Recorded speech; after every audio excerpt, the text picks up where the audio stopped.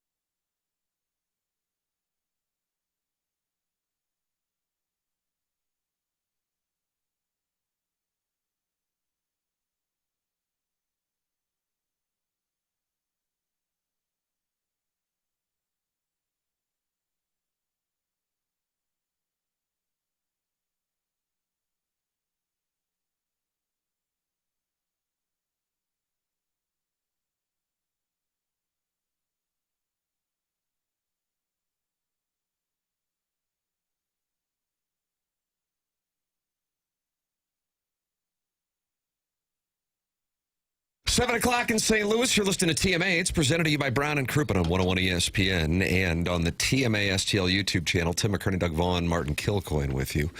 Jackson Burkett is on the ones and twos, and we welcome you to participate in the program. Text in, call in, email in, talk it over with other friends in the Michelob Ultra YouTube chat. It's all there for you. 314-399-9646. I'm going to say it again so you can save it in your phone, Doug. Okay. Air Comfort Service text inbox. 314-399-9646. 399-9646. So text in, call in, right? But email in, but don't stop by. Because that's the first day of the month. And that reminds me, Jackson, did you ever announce? I thank you for reminding me, Tim, because I know exactly what you're going to say about the listener of the month. The TMA listener of the month. Okay. For October, we had the Papal Conclave. The votes are in. And a gentleman who I think put out a great month last month, Shooter McGavin. McGavin. October. Is the listener of the month for October 2025 here on the Morning After, and that makes her eligible for the listener of the year, which will be awarded. Okay. Doug, when do you usually do that? It's usually a third week of Advent? I usually forget because I don't pay much attention, but I expect it's in December sometime, I would think. That's a good assumption. Okay. All right, we'll go with that. Congratulations to Shooter McGavin. She is pursuing a medical degree at Washington University. Grew up on the Upper East Side and moved to St. Louis, and just loves this show. And we're grateful to have her. So, Doug, that's exciting that she could be the listener of the year. And she's a medical school student? Yeah, transplant. Huh. Okay. Well, we all need good doctors, so it's nice to have one of those in the fold. Congrats, Mrs. Shooter. You can also call in. Jackson's fielding phone calls. Chairman Kurtz in the Hamptons, although he's in the YouTube chat. So maybe you can, I don't know if there's a way for him to answer the calls while in the YouTube chat. That'd be crazy. 314-974-0101. That is how you can call in and then just talk it over with other TMA listeners at youtube.com/TMA STL. The Hunter's in there talking to John Scores and the Nipper School Monitor along with old Bill Reloaded, Doug, as they are celebrating a magical evening last night in our nation's capital. Well, I'm surprised you would even toss it to me because I'm not going to be much good to you after a performance like that. I'm just not. Maybe you can bounce back. Maybe as a younger man I could have. But another 6-1 bludgeoning, it's not easy for me just to pick up the pieces and soldier on. So you're off tomorrow, you're off Monday, and now essentially you're off I think so. today. I think so. You know, last place. 7 times in 14 games they've given up at least 5 goals. Worst goal differential in the league by a lot, -21. The next closest is -13 from the Flames. You couldn't start any worse than this, could you? I think what makes last night especially disheartening, because even though they lost against Vancouver last Thursday and against Columbus on Saturday, with the comeback win against Edmonton on Monday, maybe there was some momentum. And then you have something like that and debacle. Mm-hmm. And when you hear the coach and the captain basically calling out their own compete level, they're not ready to play. We were saying this a week ago. Heading into those 2 games where they at least looked better, they're not ready. They didn't start on time. It's the exact same theme that we heard for about 2 to 3 weeks, right back where they were. Yeah. So you had a little mini momentum, and now it's back to, and you're starting. It's fair now to say, okay, wait a minute, is this who they are? You still got a long way to go, and the other night was encouraging. You beat a good Edmonton team. You held McDavid and Draisaitl, Nugent Hopkins, no shots. I mean, it was a good, solid defensive effort, but yet this is kind of who they've been most of this season. And the goaltending has been bad. Binnington was bad. When you give up 3 goals on 3 straight shots, Binnington ranks 46th in the league in save percentage, .859. Hofer's 49th. Nice. Goals against, Binnington is 40th best in the league. Hofer is dead last at 49th. Hofer's goal against is 5.02. And the narrative going into the season is, hey, we may have the best tandem of goalies in the league here. Well, so far I've had the worst. Not all their fault, of course. Not all on them, of course. But some of it is. Harrison's brother Master has made an announcement. Martin, I know you monitor his announcements.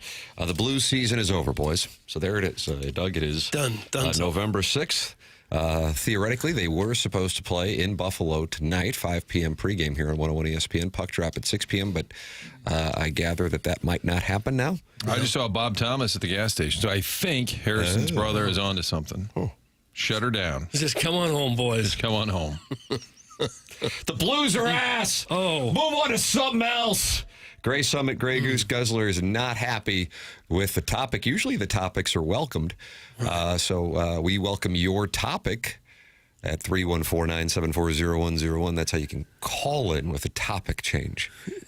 It's just so disappointing. So you can, hold on, you can change your name in the text inbox, but you can also call in if you want to have a topic change. That's correct. Like a timeout? I do that. The listeners have now gotten into my Twitter account because they'll comment on things, and I know they're listeners of Team A because last night a guy just said they're straight cheeks.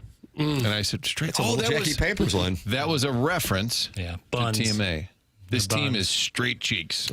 Jim Montgomery did not pull any punches. Braden Shen didn't pull any punches. Here is Jim Montgomery. From the drop of the puck, we got the puck 10 feet before the red line in the first 5 seconds of the game, and we iced it. We weren't ready to play. We weren't ready to start on time, and we got worse after the first period. How is that possible not to be ready? I mean, your team's going horrible. There has to be some intensity. Hey, let's go. Let's get this turned around. How can you not be ready? Wasn't Marvin Barnes late to games for the Spirits of St. Louis? He said game time is on time. Yeah, I've kind of lived by that for 21 years, too. But he would be there for tip-off. Usually. Did he ever miss? I know he joked about not knowing what time it was and what time zone they were in. Did he ever actually miss a game? Or? I don't remember. I'm sure he must have. Is that when he said he wasn't going to be time traveling, like flying west? Right. I ain't getting no time machine. Legend. So is there a chance that some of the Blues just weren't in the building? Oh, mentally, apparently not. I just don't know how you could come out flat when obviously the situation is pretty desperate. I don't know that careers are on the line with contracts being what they are, but your spot on the team certainly on the line. And how you could come out not just juiced up and ready to go. Isn't getting ready the job of the coach? That's from Evil Calvin. Well, some of that, yeah, it is. There must be something systemically wrong, too, with the way they're playing. And you can tell, and Shen is not the player he used to be, so it's hard to kind of lead. Like a lot of times the captain is the best player on the team. He's trying. He got into 2 different fights. I mean, he's just fighting. And one of them was after Parayko delivers a big hit, and then they're coming after Parayko, and Shen's like, oh, I got this. Shen's not exactly Tony Twist, and he's just jumping. He's trying. That doesn't take away from his deficiencies, but you can tell he's at least saying, all right, guy, who's with me? Let's do this. And everybody's like, Yeah, that's about all they got right now is Shen getting in the occasional fight. And now John Scores.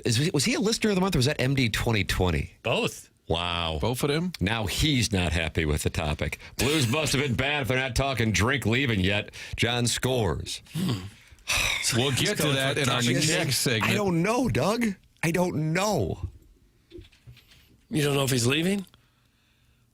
Well, John Scores is not going to be pleased with segment 7-3 in the Stiefel segment 7-3. What is segment? Because it's called 7-3? More Note. That's the name of the segment. So John Scores. More note, it's TNT's call of Jordan Binnington stealing Alexander Ovechkin. That might be the moment of the season. And the only thing I could think of, and I know we're getting that to the 7-3. We are because this thing is so mapped out. Yes. Was when Jason Smith, the Rams' #1 pick. Oh, great pick. Was down at Busch Stadium. A lot of times they'd have the picks hang out, batting practice, whatnot. And Jason Smith took a hat out of Albert Pujols' locker. Bad idea, and Gene. everybody saw it happen, and he thought he was being just kind of, cheeky fun. And I saw the clubhouse guys sprinting after him like, where's that hat? Like, you don't mess with Albert's stuff. No. And then Binner, I guess, wanted a souvenir. Now, he didn't talk after the game, so it's a little weird. But Ovechkin did. Here is the call of the 900th goal. Friend of the show, Kenny Albert. Oh, I have Curbs. Friend of the show, Chris Kerber. Plays it down to the corner. We have seen some wacky exchanges here. Cap shoot it wide of the goal. Ovechkin on the backhand. He scores. A no-look backhanded shot for career goal number 900. The Capitals bench skates all the way over to the near wing. And an unthinkable number has been seen tonight in Washington. Now, while that was going on, the Blues netminder, who would be pulled later, took the puck. And Doug, do you have a back pocket? Do you have a back pocket in your I don't think so. netminder shorts? No. The Oklahoma kicker wore Daisy Dukes on Saturday night in Knoxville. Did he have a back pocket in his Daisy Dukes? No. Can't imagine. Well, football pants are tight. Damn near a leotard. No, hockey breezers are not. A lot of padding back there. But I don't think there's a pocket or a slot in there to hide a puck. I'm like, what was he doing? And I honestly think, and the team decides who talks after the game, I think he should have talked. I think that was such a weird thing to do that it almost, it's not a national security issue, but it almost requires, like when you have a pool reporter who goes to the umpire and gets like an explanation, I almost felt like they at least needed some explanation. That was so bizarre. It really looked, the only thing I could say is it was strange. Like, are you thinking you're going to keep it? Are you being funny after giving up a bad goal? What in the hell were you doing? And I thought, is he rubbing it on his rear to kind of say, here, you can have this puck, but I'm going to slime it? Like, it was... That'd be a choice. Oh. Yeah. And we're not going to kink shame that. No. I would. No. And then the ref's like, can we have that puck back? I like when they ask him for it back. He has to dig through the back of his pants. Yeah, his back shrubs. Alexander Ovechkin did talk, Martin, though. He was available. Here is what he had to say. Did you see Binnington trying to? I just saw that. I'm not going to comment into it. Yeah, it's so weird. They don't even know what to say about it. But I also take that as he probably didn't think it was too cool. I get being a competitor and maybe being, and Binnington gets banty at times, but in that moment, like, stop the puck. You don't need to swipe it. What are you in third grade? I mean, it was a great shot by Ovechkin. Kind of not even looking, backhand. I don't get that. Like, if I were the coach, I'd say, hey, get over here. What's wrong with you? That's what I would say. Weird.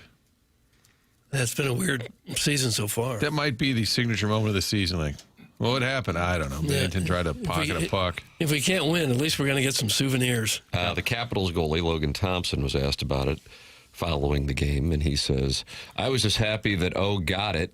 Don't know. Maybe he was trying to grab it to give it to him. Who knows? So that's the reaction of the other goalie, thinking that maybe he was going to give it to him.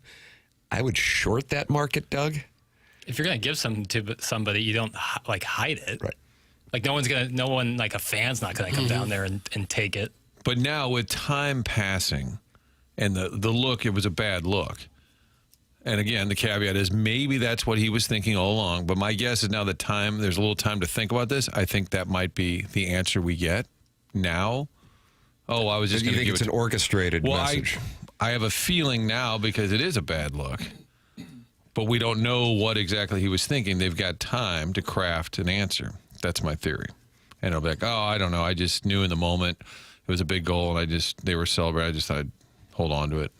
I just feel like that's coming. Well, you've upset Sharon and Clayton. Oh, no. He was just messing around. Holy hell, Martin, lighten up. Sharon and Clayton is not happy with your opinion. How'd that feel? That's great. Let's keep messing around. Let's keep being wacky. Hello, la, la, la. Maybe an example of the Callier Thompson stop the puck, win the game. I'll take that over hijinks. Sorry, Sharon. I'll take hockey over hijinks. But carry on. Now, Kwame Voyukas, your nemesis once apiece. It's not that serious, Martin. Also, wear a tie tonight if you're coming to Chaffetz. Kwame Voyukas IV. Is there a dress code now? Like a 60s Busch Stadium scene? I don't think so. I wish there was. You want people to have to wear ties and fedoras? Sure. Yeah. I will not be at Chaffetz. If the coach doesn't have to wear a tie, I'm not wearing a tie, Doug. Okay. I'm not mad at Binnington. I just think it's a bad look when the team is bad, you're playing bad, and it's weird. I'll just stand by that. My main point. I don't care. It doesn't upset my life. But it's awfully weird. Guys, we need crazy psycho Binnington back. The one that talks smack, skates the opposing team's bench, and slams his stick, and then delivers checks. That's from the Warson Woods Wacko. I like when he would throw water bottles at guys who were being interviewed. Kadri. Was that 2022? I don't know the years, Tim. Now, that is probably a little more appropriate. You don't think there's any way he was taking the puck to say, hey, this is going to be worth something. I can sell this for something. I don't think so. Good morning, my brothers and Tim. Sharon and Clayton sucks. I side with you. Me, Martin. And I appreciate you, Mr. Tim. Doug, you're here. Thanks. And hashtag free perk. That's from Brian Henshin. Colts heading over to Germany. I wonder when he's getting on the... He probably won't go, no. They're not sending their beat reporter? No, I'm sure there's some sort of field hockey event that he'll have to stay back and cover. Unbelievable. Martin, did you go to London when the Rams went over there? I did not. I believe Chuck Marlowe, who will be here tomorrow. That's right. Not Charlie Marlowe AI, but actually Charlie Marlowe in the flesh. He and Andy Banker, I believe, were on the trip because they wanted to talk to Londoners who will then be making trips to St. Louis. I don't think one person from London came to St. Louis based on that football game. Not one. And we were told by Rams management. Sitting at the airport waiting for them? I would say the majority of the texters, Tim, are on Team Binner saying, I need to lighten up. I'm not mad about it. I just think it's a bad look. It's weird. Hunchback of Von Castle is on your side. Team Martin, antics don't work when you're ass. That's from the Hunchback of Von Castle. I just want to know. Now, if he said, hey, I was just having fun, okay. I think we needed a little clarification on that. And I don't think Monty and the boys particularly are going to answer that one. Now, Sharon and Clayton was going to go to Scotland with you, but she's out. That's it? Was seriously considering the Scotland trip, but now not so sure since I'll be spending a week with such a tight ass. You're getting owned right now. There's Charlie Marlowe AI, the real Charlie Marlowe. I do want Chuck will be to here answer. for an hour tomorrow. I want him to answer the context on all of these great drops. Chuckles Marlowe in the studio tomorrow. Doug vacationing in the Hamptons. You're going to go down to Columbia for the Missouri game, but then get back in time for your son's wedding. I won't be going to Columbia. No, just got stuff to do for the wedding. And plenty of it. It's exciting stuff. Yeah. It is, yeah. So I can't go to Columbia. You got a big speech prepared for the rehearsal there? Oh, not a big speech. No, just something real brief. Get a prompter? I don't have a prompter, no. This is something I kind of live by. Make it about you. Yeah. Oh, Make it absolutely. about you. Yeah, that goes without saying. You're the star. I think so. Do you have somebody introduce you? Do you have walk-up music?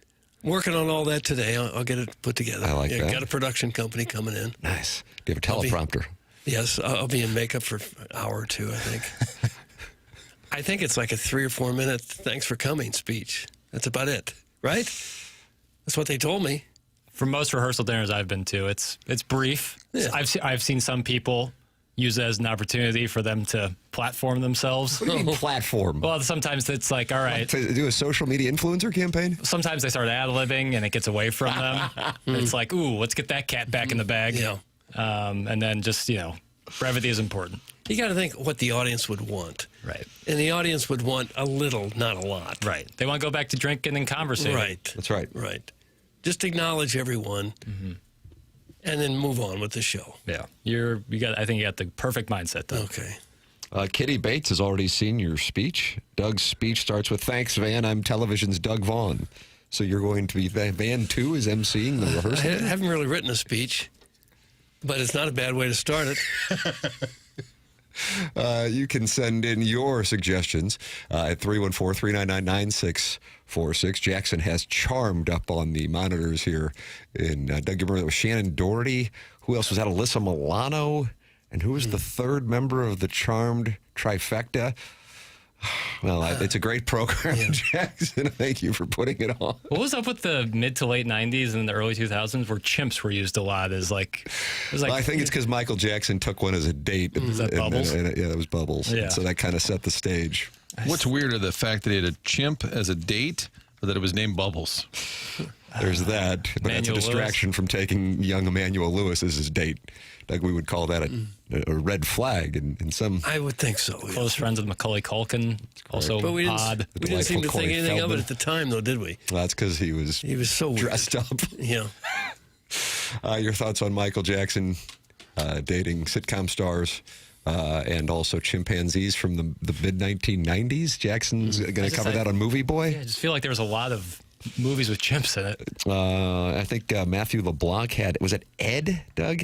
Where he was a baseball player and the monkey was pitching. Oh, I yeah. think. What's up with that? Yeah. Jason Alexander, George Costanza had some movie in a hotel with a chimp. Clint Eastwood did a movie with an orangutan. It wasn't him just driving around for like 2 hours with the chimp. What was the deal with it? I guess producers thought it was so darn funny to have a monkey sit next to a person.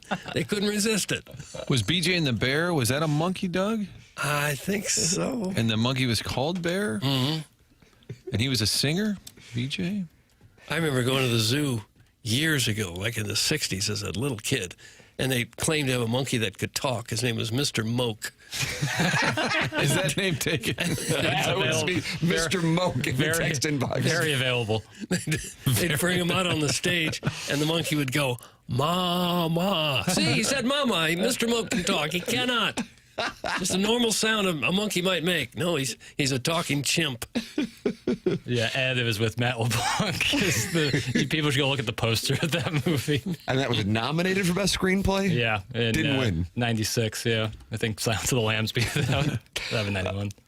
Dunston checks in, getting a lot of texts right now, Jackson. I don't know what about Dunston checks in, Doug. Have you seen Dunston checks in? No, I haven't. There's a lot of them, Maybe you give that tomorrow night at the rehearsal dinner as a gift for those who made their way from far away. A little DVD of Dunston checks in. Tim, you have a lot of trivial knowledge. Did you know that the show BJ and the Bear was about BJ, the driver, professional freelance truck driver, and his Kenworth K100 with his pet chimpanzee who was named Bear, named after Bear Bryant. Oh, is that right, Paul? Doug, was that Houndstooth that he wore? It was, yeah, Houndstooth cat.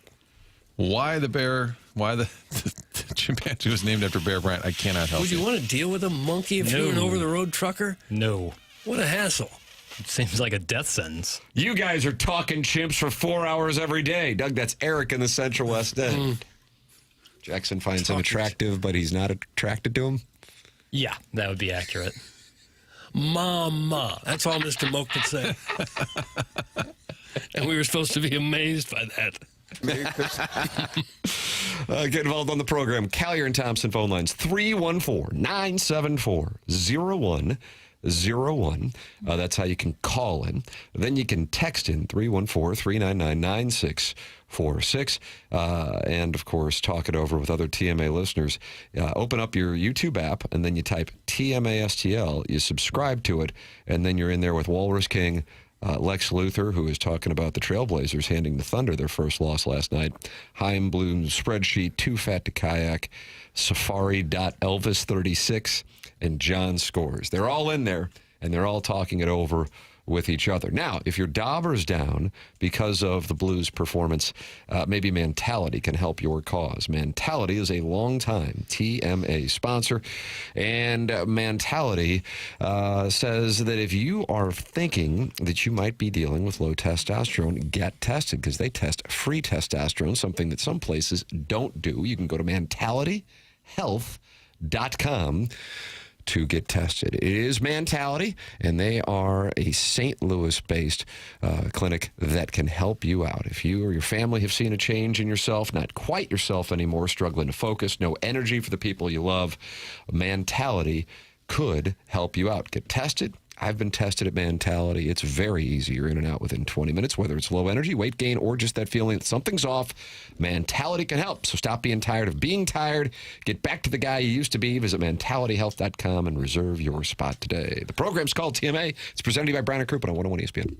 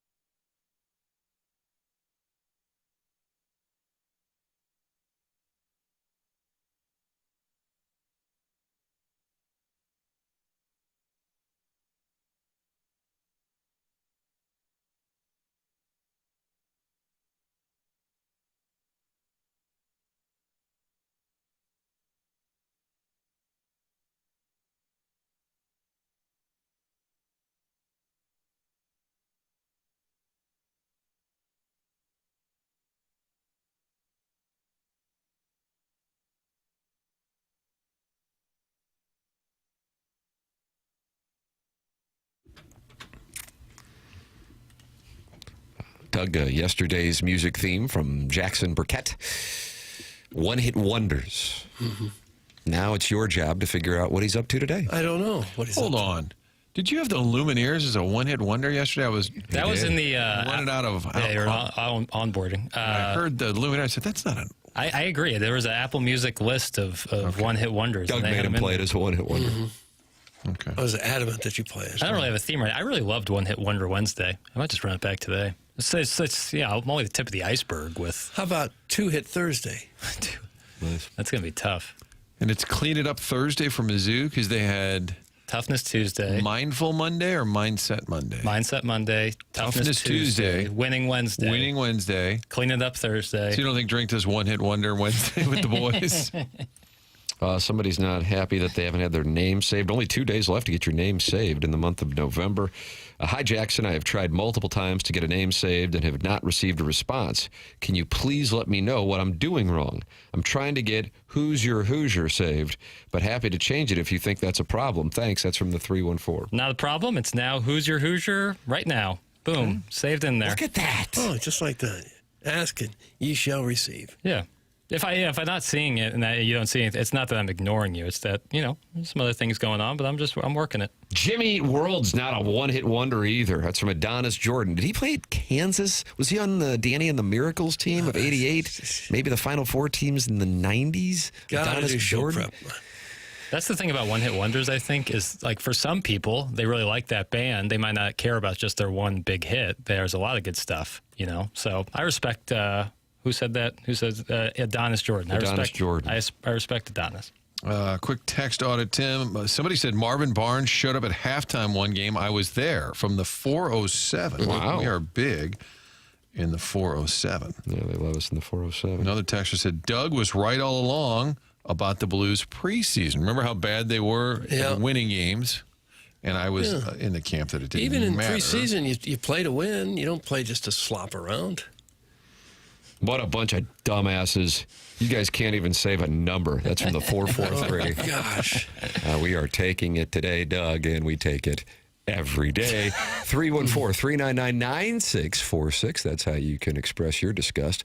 Air Comfort Service, text inbox. Then you got the Michelob Ultra YouTube chat where friends gather and talk it over like liquor in front, poker in rear, Adam Welly, Tanner skid marks, Bob, is it Lucier or Lucier, Doug? Lucier? I'd say Lucier. It sounds a little better. Safari _Elvis 36 and Michael Sturgeon, and they're in there talking about the Blazers and the win they got last night over the Thunder. Well, I missed that game. I missed it. Papers, you see it? I didn't watch that game in particular. That's because you were waiting to hear what Braden Shen had to say following last night's debacle in Washington. And he pulled no punches in his postgame. Here he is talking about how it got away from him.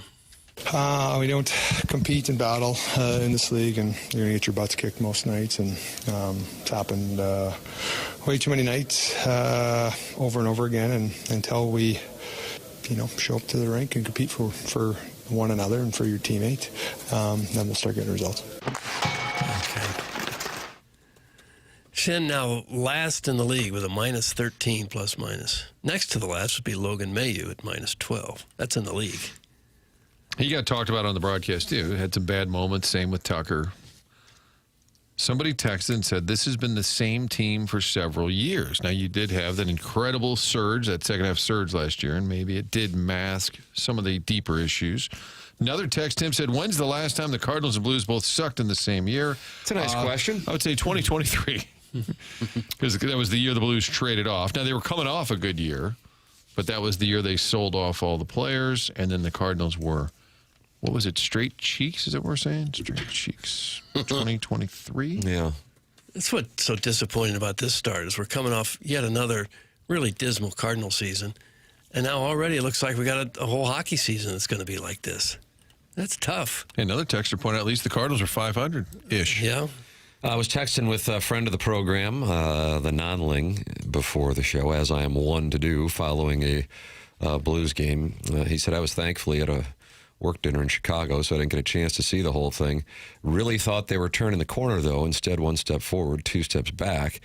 And he said if they lose tonight, he wonders if Doug Armstrong will do the State of the Union with the team heading back and starting a 4-game homestand. I mean, these are valuable games in part because of how condensed it is, in addition to the fact that it's a 4-game homestand in November, and if fans are checking out and or pissed off, there needs to be, we talked about this, so I talk about it anyway, with the Cardinals, messaging, and the Blues have been good at that. I just don't think they saw this coming in any capacity, and I think that I think there will be.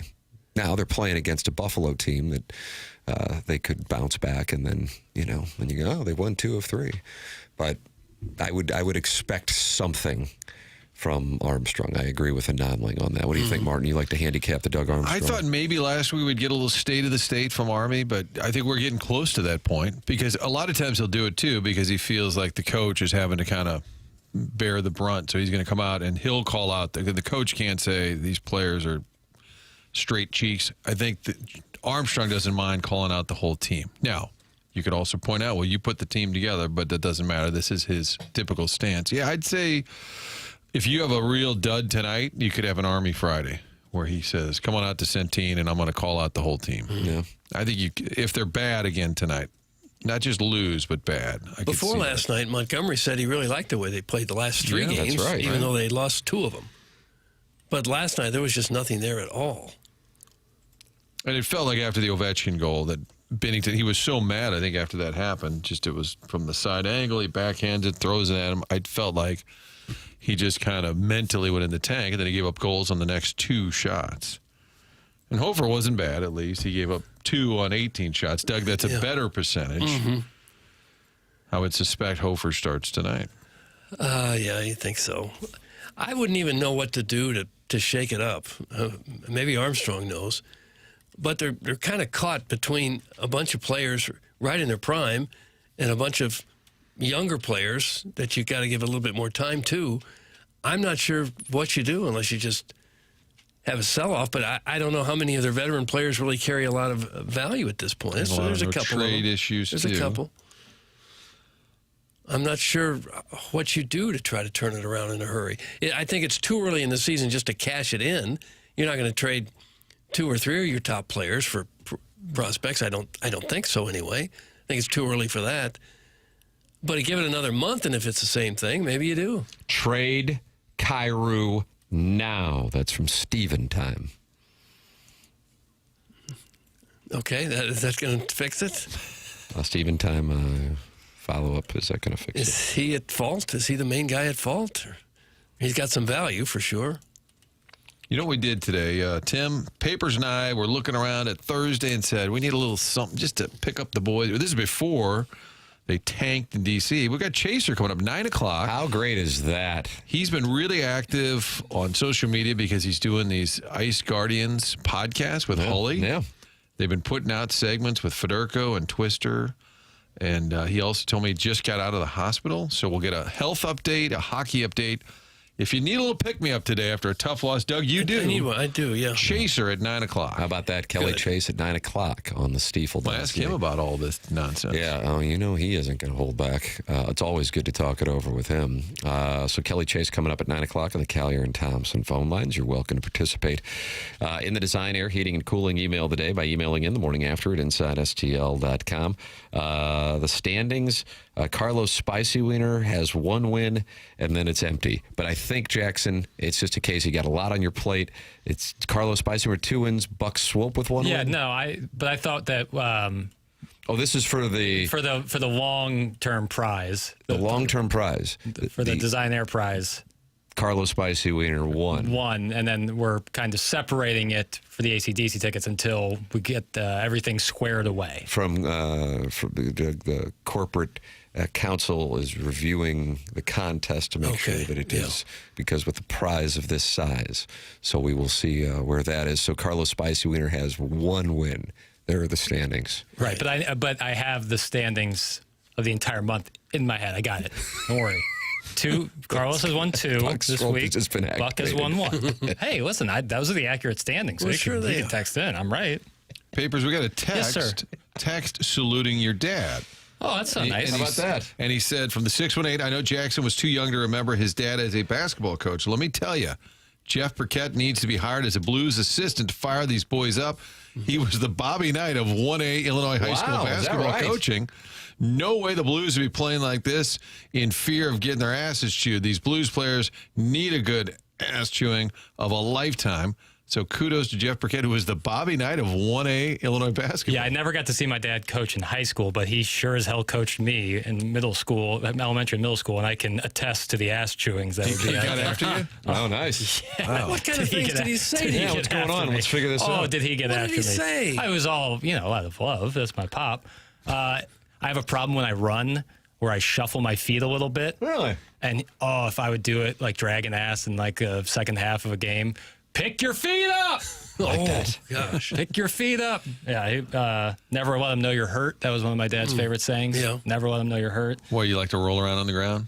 Well, if you were down for more than a second, he would come over to you and go, never let them know you're hurt. Get your ass up. Well, I think I broke my ankle. I don't care. Get up. I will say, when he got his hip replacement, and he was kind of gingerly walking around, he said, Pop, you're supposed to not let them know when you're hurt. He didn't appreciate that as much. Wow. You'd been banking that for 20 years. Yeah, sitting on that one. Thank you to this texter. That's incredibly kind. I didn't know that. Well, let's get Jeff Burkett down to the old Enterprise and chew some ass. Yeah, maybe he'll give a speech tomorrow at the skate when the boys get back. I don't watch hockey, and a lot of that because my dad never watched hockey either. Oh, no. Now he's going to get dragged We into just it. need the inspiration. He was coaching Hoop Rock, man. He was banging out tape. It's hard to coach your own kids, though. It really is hard. You were able to do it as the Wizard of Crestwood. Well, I remember my son Greg was on the team, and they'd be running around the gym just to kind of get warmed up before it started, and I'd say, "Come on, Bill, let's go. Come on, Jay, let's go. Come on, Greg, let's go. Let's hustle." And then he'd go home and cry and said, "Dad yelled at me. all I did was say, let's go. He's yelling at me." How old was he? For heaven's sakes. 9, maybe 10. Dad yelled at me. All right, line up. Yeah. Layup drill. If I ever said his name, I was yelling at him. Get involved on the program. The Morning After at InsideSTL.com. Design Air, sponsor of our email of the day. That's Seth Goldcamp and the great people at Design Air Heating and Cooling. It's designairservice.com. Go there. In about 2 minutes, you can set up your furnace tune-up for the cold weather. Pretty glorious considering we are on November 6th. And, man, it was like perfection yesterday. And it's going to be very nice today. High of 65. With sunny skies into the mid-afternoon. Tomorrow, high of 69 with sunny skies. And then it's going to do a little change. It might get some rain now in Columbia on Saturday. That I see is in there, and it's a high of 60 now in Columbia, and cloudy skies and dropping off. You just gave me, I just got a look. You pursed your lips and nodded. Yeah, I was just giving you a look, like nodding, like this good stuff here, man. What? It wasn't like I wasn't trying to chime in. I was just saying, You like a good forecast? I do. I love so a good forecast. So you're not disapproving. Tim caught Far you from with a it. nod. In fact, approving. Pursed his lips. Man, somebody's going to need Buck Swope, because Swope's going to be pissed that he wasn't in the standings. He's going to review that film, and he's going to see you purse your lips and nod at me. I'll just put him in the Did standings. you kind of zone out? You're just going to put him in the standings. The opposite of zoning out? No. Yeah, I was locked in. Design Air Service. You really liked your weather take. Anyway, my point is it's going to get cold here on Sunday. A Doug cold front coming throughout the south, actually. High of 39 and back-to-back days. But then we get another warm-up next week. It looks pretty good here, considering we'll be getting into mid-November. Design Air, longest-running sponsor on the program. Martin's a client, Doug's a client, I'm a client. It's Design Air Heating and Cooling. All right, take a break, come back more TMA, 101 ESPN.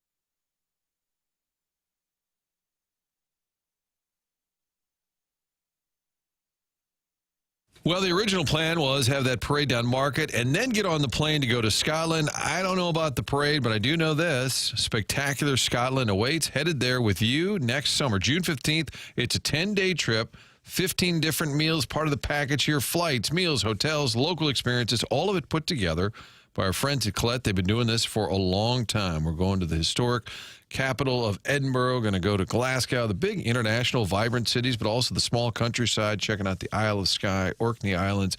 Beautiful, breathtaking landscape of Scotland. It certainly is one of those bucket list trips. Been talking about it with my wife for years. Got to get to Scotland next summer, June 15th, departure day, and we're going to map it all out next Tuesday. Our friends at Altair Travel putting together a Zoom meeting to just go over all the details, start the planning now. You can call Sherry at Altair Travel at 314-968-9600. 314-968-9600. Get on board. We're going to Scotland next summer. We'll plan it out next week. Find out all the details through our friends at Altair Travel.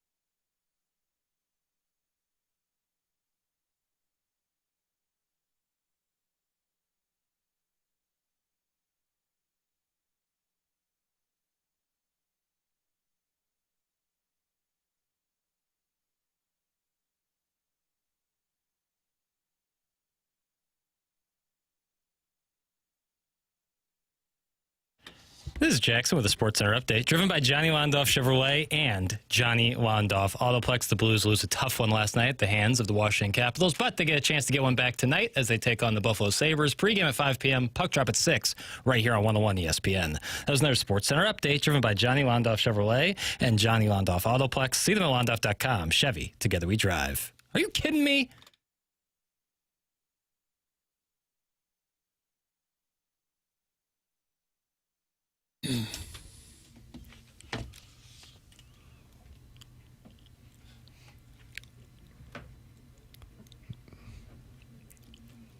You like this, Doug, or not? I don't know. Well, I guess it's okay. Two instrumentals. I don't know. Men Without Hats? No, this is Mobb Deep. Prodigy. Dexy's Midnight Runners. Oh, we're not doing One Hit Wonders. What are we doing today?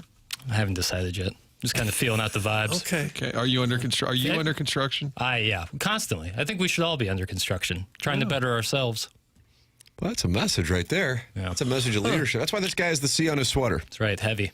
Speaking of construction, I heard they got some of the Highway 70 construction done between like Kingdom City and Columbia or something. Oh, is that right? Really? Some of that area out there just got done. They had a big celebration on Monday. Yeah, that one lane thing you take right in between there for about 4 or 5 miles, you can't even sneeze or else you're going into that barrier. No, that's the truth. They're papers. Yeah. Any of you guys go around 270 and 40 yesterday? No, sir. I try to avoid noon and 6, it was stopped. There was a semi-trailer. Oh, no way. Semi-trailer was on fire or something. Ooh. You couldn't, if anybody listening was anywhere in the vicinity of Ballas, Clayton, Mason, Ford, it was like a parking lot. It took me like an hour to get from home to work. Usually takes about 12, 15 minutes. Yeah. Brutal. We just don't have that. And I was thinking, if you lived in Atlanta, Chicago, you just get used to that, just sitting there all day. Time spent listening, though, Tim. It's good for that. Right. You'll find that at the score, Jackson. You'll find that out. Hey, Tim, I listened to yesterday's show, and you were talking about Stephen A. Smith being on General Hospital, and the female caller who called in to tell you guys about it, it was not the Baldwin Beer Bitch. It was me, caller Jen. As you say, do some show prep.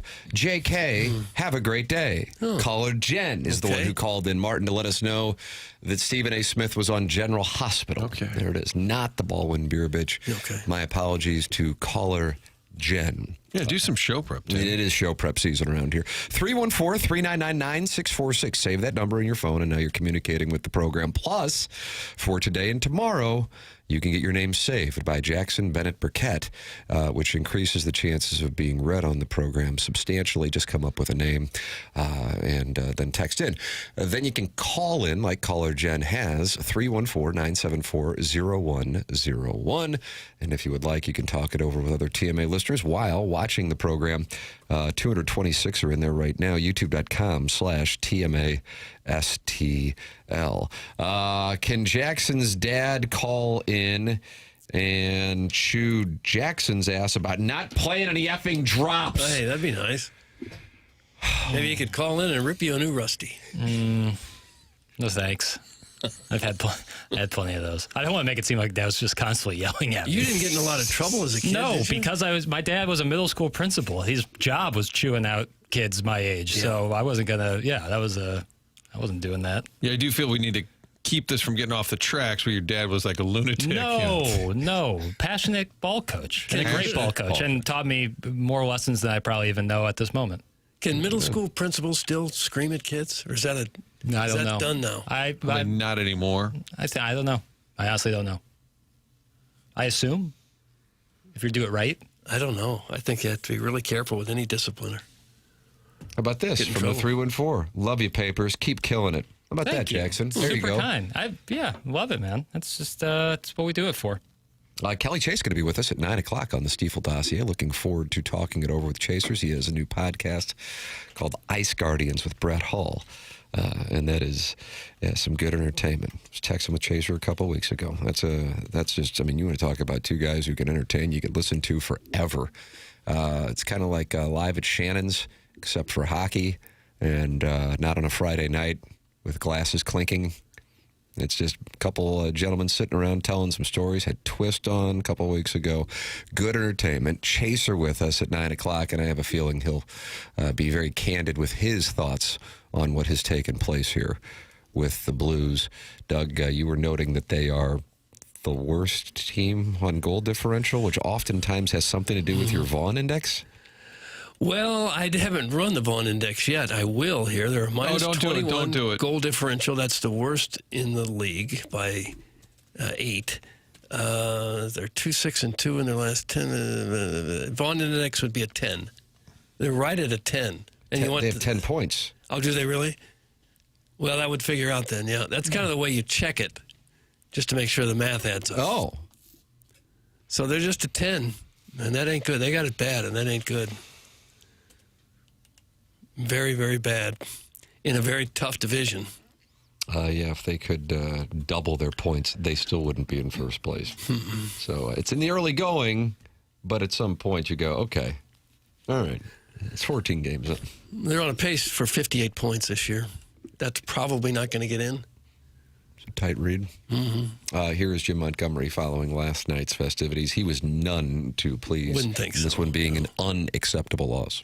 Well, this is unacceptable tonight. It's that simple. We have to dig in and starting tomorrow morning when we wake up, have a good skate tomorrow, and get ready to play the Sabres tomorrow night and show up for our fans, our city, and our owners. Sounds a little defeated there. Showing But you up never for know. the Come fans, back. for the city, and the owners. I mean, that's going to a that is a big picture. You got to play with pride. That's what that statement meant. Like, where's my... That's a condemning statement. Where's the heart of the team is what he's saying there. And it is ultimately about the fans and the ownership. They're the group that's here forever. I mean, the players come and go. Some of them will be here, 6 months and move on to another team. But the fans and the owner, they're all here forever. It's a lifetime for them. So it does mean a lot to the fans. Well, Doug, you covered Ian LaPerriere, right? Lappy.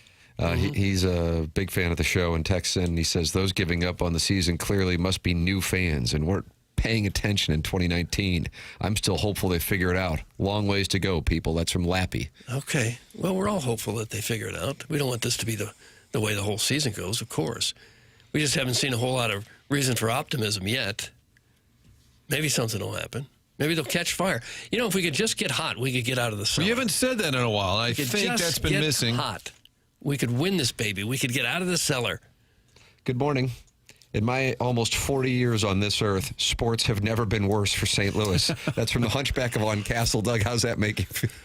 I think it's probably true. How are the sports? Are they great? I think it's probably true. With the state of the Cardinals and the Blues and City and no NFL team now, yeah. Well, how about on Saturday, Doug? Mizzou beats Texas A&M, and in the postgame, Drink announces he's leaving. How about would that do it for you? Yep. The weird thing last night is Binnington was really good in the first period. He was making a ton of great stops and keeping them in the game. It was only 1-0 after that first period. And the Capitals came in. They'd lost 4 in a row, so they knew they'd be hungry. And he was great in the first period. And then after the Ovechkin goal and shoving the puck in his pocket, that was it. It was like things just spiraled right after that. He didn't do the job. It wasn't anything I did wrong. That's not he didn't do the job. That's the kind of leadership that we need in this area. Oh. Doug, have you played the prairies in Cahokia? That's from the TMA Reddit Insider. I have not. I have. There's a nice course in Cahokia, or a course in Cahokia. Nice place? It's all dependent on what time of year. I only played it early in the season, so like most courses, grass was still a little dormant. How about Grand Marias in East St. Louis? Have you played that? No, I do love playing in Southern Illinois, but I haven't played there. What is it about Southern Illinois landscape that's got you usually, I like a lot of the courses out there, a lot of the layouts, and they're usually a little cheaper than some of the courses here in Missouri.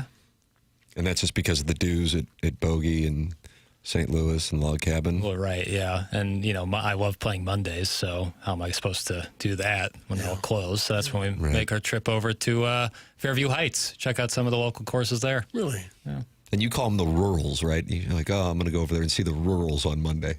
Earlier this year, I described Waterloo, Illinois as the public golf capital of the Midwest. Not that. And I stand by it. Wouldn't that be like Branson? Maybe. Maybe in your opinion. Okay. I'll take Ambrier. Over the courses down in Branson? No. We're going to get a sponsored segment next year, and it's going to be Papers Golf Tour. And then every week you tell us where you played. You give us a little review, maybe a little hole-by-hole breakdown. Papers That'd be Golf awesome. Review. Sounds great. Doug, Acorns, baby. That's from Bob Wagon. Oh, Okay. fun time out there, babe. And where's that? Waterloo. Is it? I've not played there. They used to be a sponsor on the program.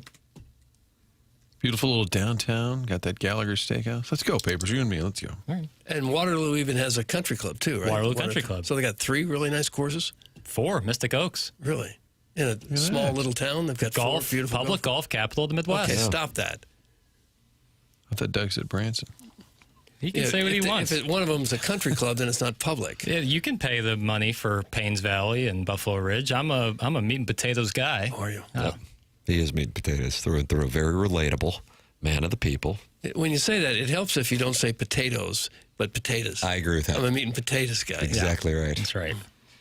Doug, why are you hating on my town? That's from Bob Wagon. Bob I Wagon. love Waterloo. Waterloo's a cool place. I would just think if you're really talking about the capital of public golf in the Midwest, probably what they've done in Branson would be the correct answer, don't you think? Not according to Jackson Burkett, and he went to Ladue. That's right. How you can argue with that one there, guy? The capital of indoor golf with a restaurant and a bar is 5 Iron, and that's in Clayton on Forsyth. Sweet Mother of Mercy, when it is freezing on Sunday, even though it's glorious today on Thursday, November 6th, and you want to go ball strike, I'd like to recommend 5 Iron Golf in Clayton. 5 Iron Golf, the ultimate indoor golf experience. Whether you're a serious golfer or just looking for a great night out, you will love playing iconic courses on TrackMan simulators, enjoying chef-inspired dining, and relaxing in a vibrant bar setting.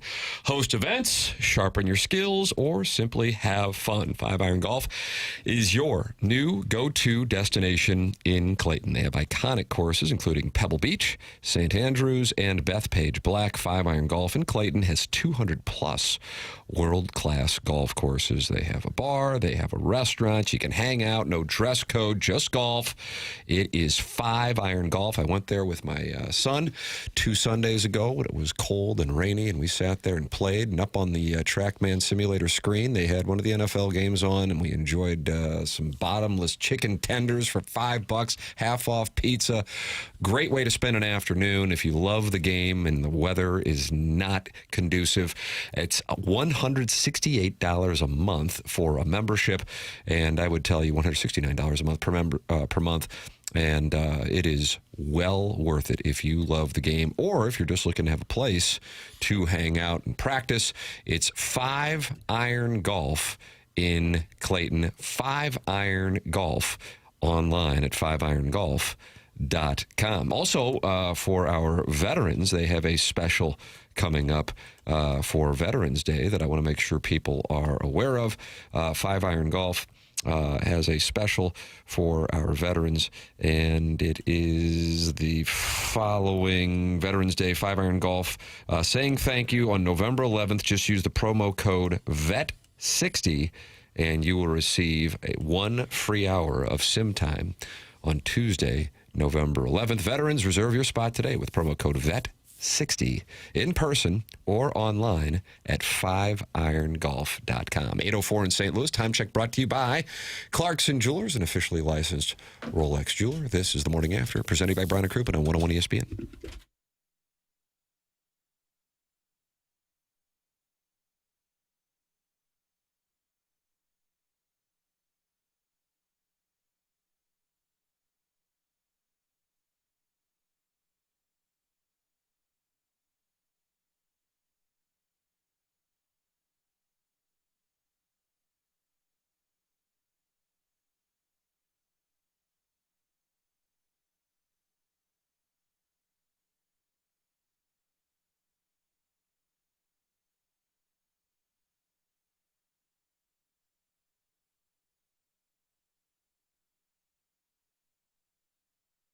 Michael's Flooring, family and locally owned for over 30 years. Michael takes pride in helping and making sure his employees are happy and making a great living.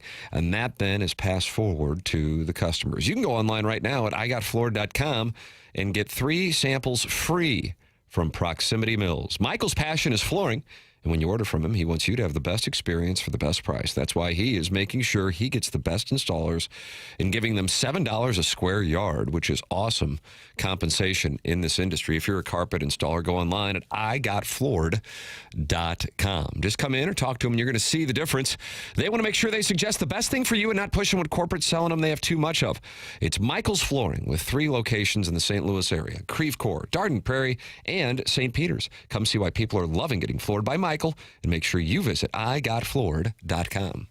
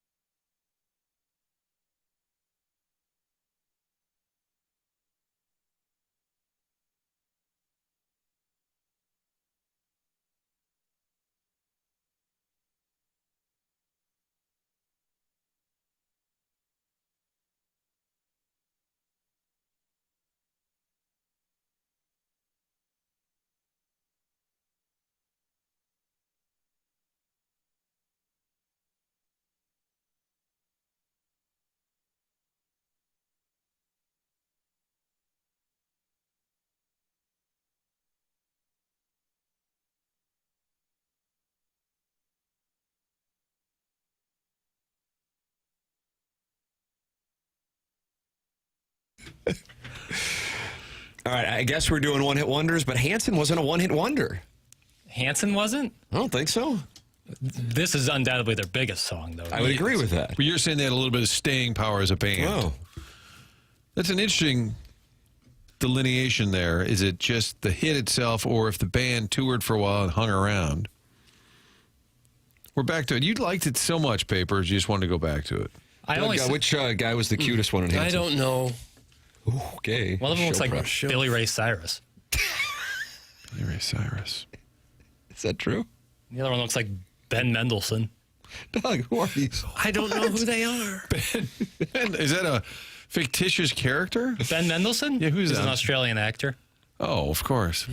Duh. If you looked him up, you would recognize his face. Okay. Now I'm Googling. Earlier I was looking at BJ and the Bear, and I'm going to Ben Mendelsohn. Okay. They had a song called Where's the Love that was nominated, Doug. Yeah, I see that. But their top 6 songs, Mbop being is one. Mbop, I like that. Mbop, is it Mbop? Doug, do you say Mbop? It never comes up. Because Jackson wants to say Mbappe. Okay. Yeah, Killian.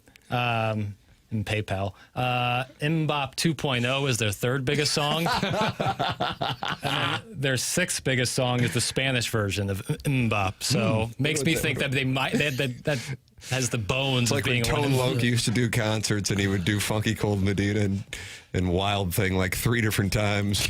You're like, I don't know. I took Kim one year to Wildwood Springs Lodge. It's down in Steelville, and it's pretty cool. They'll have bands kind of like America, Poco that were big at one time, and they have you stay at the lodge, and they have a big old-fashioned meal, and then the band plays in the lobby. It's pretty cool. It's really intimate, the setting. I always wanted to go there, but the weekend I picked, the band was Mason Prophet, and it's kind of like a Keishi classic band, and they had one big hit called Hangman, about Hangman hanging in a tree.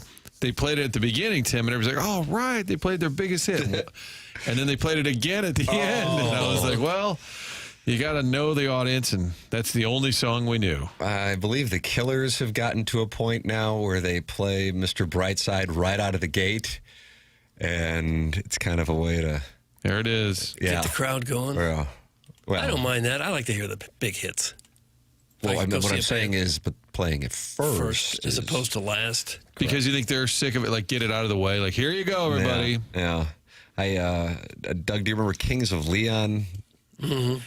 In 2008, 2009, they had a couple of big hits, but I guess the biggest one was Need Somebody. They also had Sex on Fire. I have not let my kids hear that, though. That's the one I know, Sex on Fire. I would not. Just wait. Wait until they're at least 25 before you let them hear that. Yeah. Okay? Okay, gotcha. Thank you. And a compadre of mine was leaving the Enterprise Center after they played one of those 2 songs, and the lead singer yelled at him and said, I guess you heard the song you wanted to hear. Always a good play. It's not like they were playing, a small little venue. It's at the Enterprise Center. But, yeah, sometimes artists are a little banty about having to play the songs that, put them on the map. Martin, I know you felt that way about Ask Tony. Fine. Tied for first. Legit. What else? I've been to concerts at Hollywood Casino Amphitheater where a lot of people leave right before the last song to avoid the traffic. And you never do hear the big hit. You hear it in your car as you drive away. And Kings of Leon played Hollywood Amphitheater, and the pigeons pooped on it. Remember, they had to stop they stopped the show. And people were furious that the show got canceled because of the pigeon poop. They canceled it? Yes. And then they brought him back, and they were at a Rams game. This was a glorious time, that 08-09 era. And they were in a box. And at the Rams game, they introduced him, the Jumbotron. Everybody booed. So I think... Oh, no. So your buddy should be happy. Yeah, they got end, theirs. He won. They got theirs. How many pigeons does it take to shut down a concert? Must have been a bunch of them.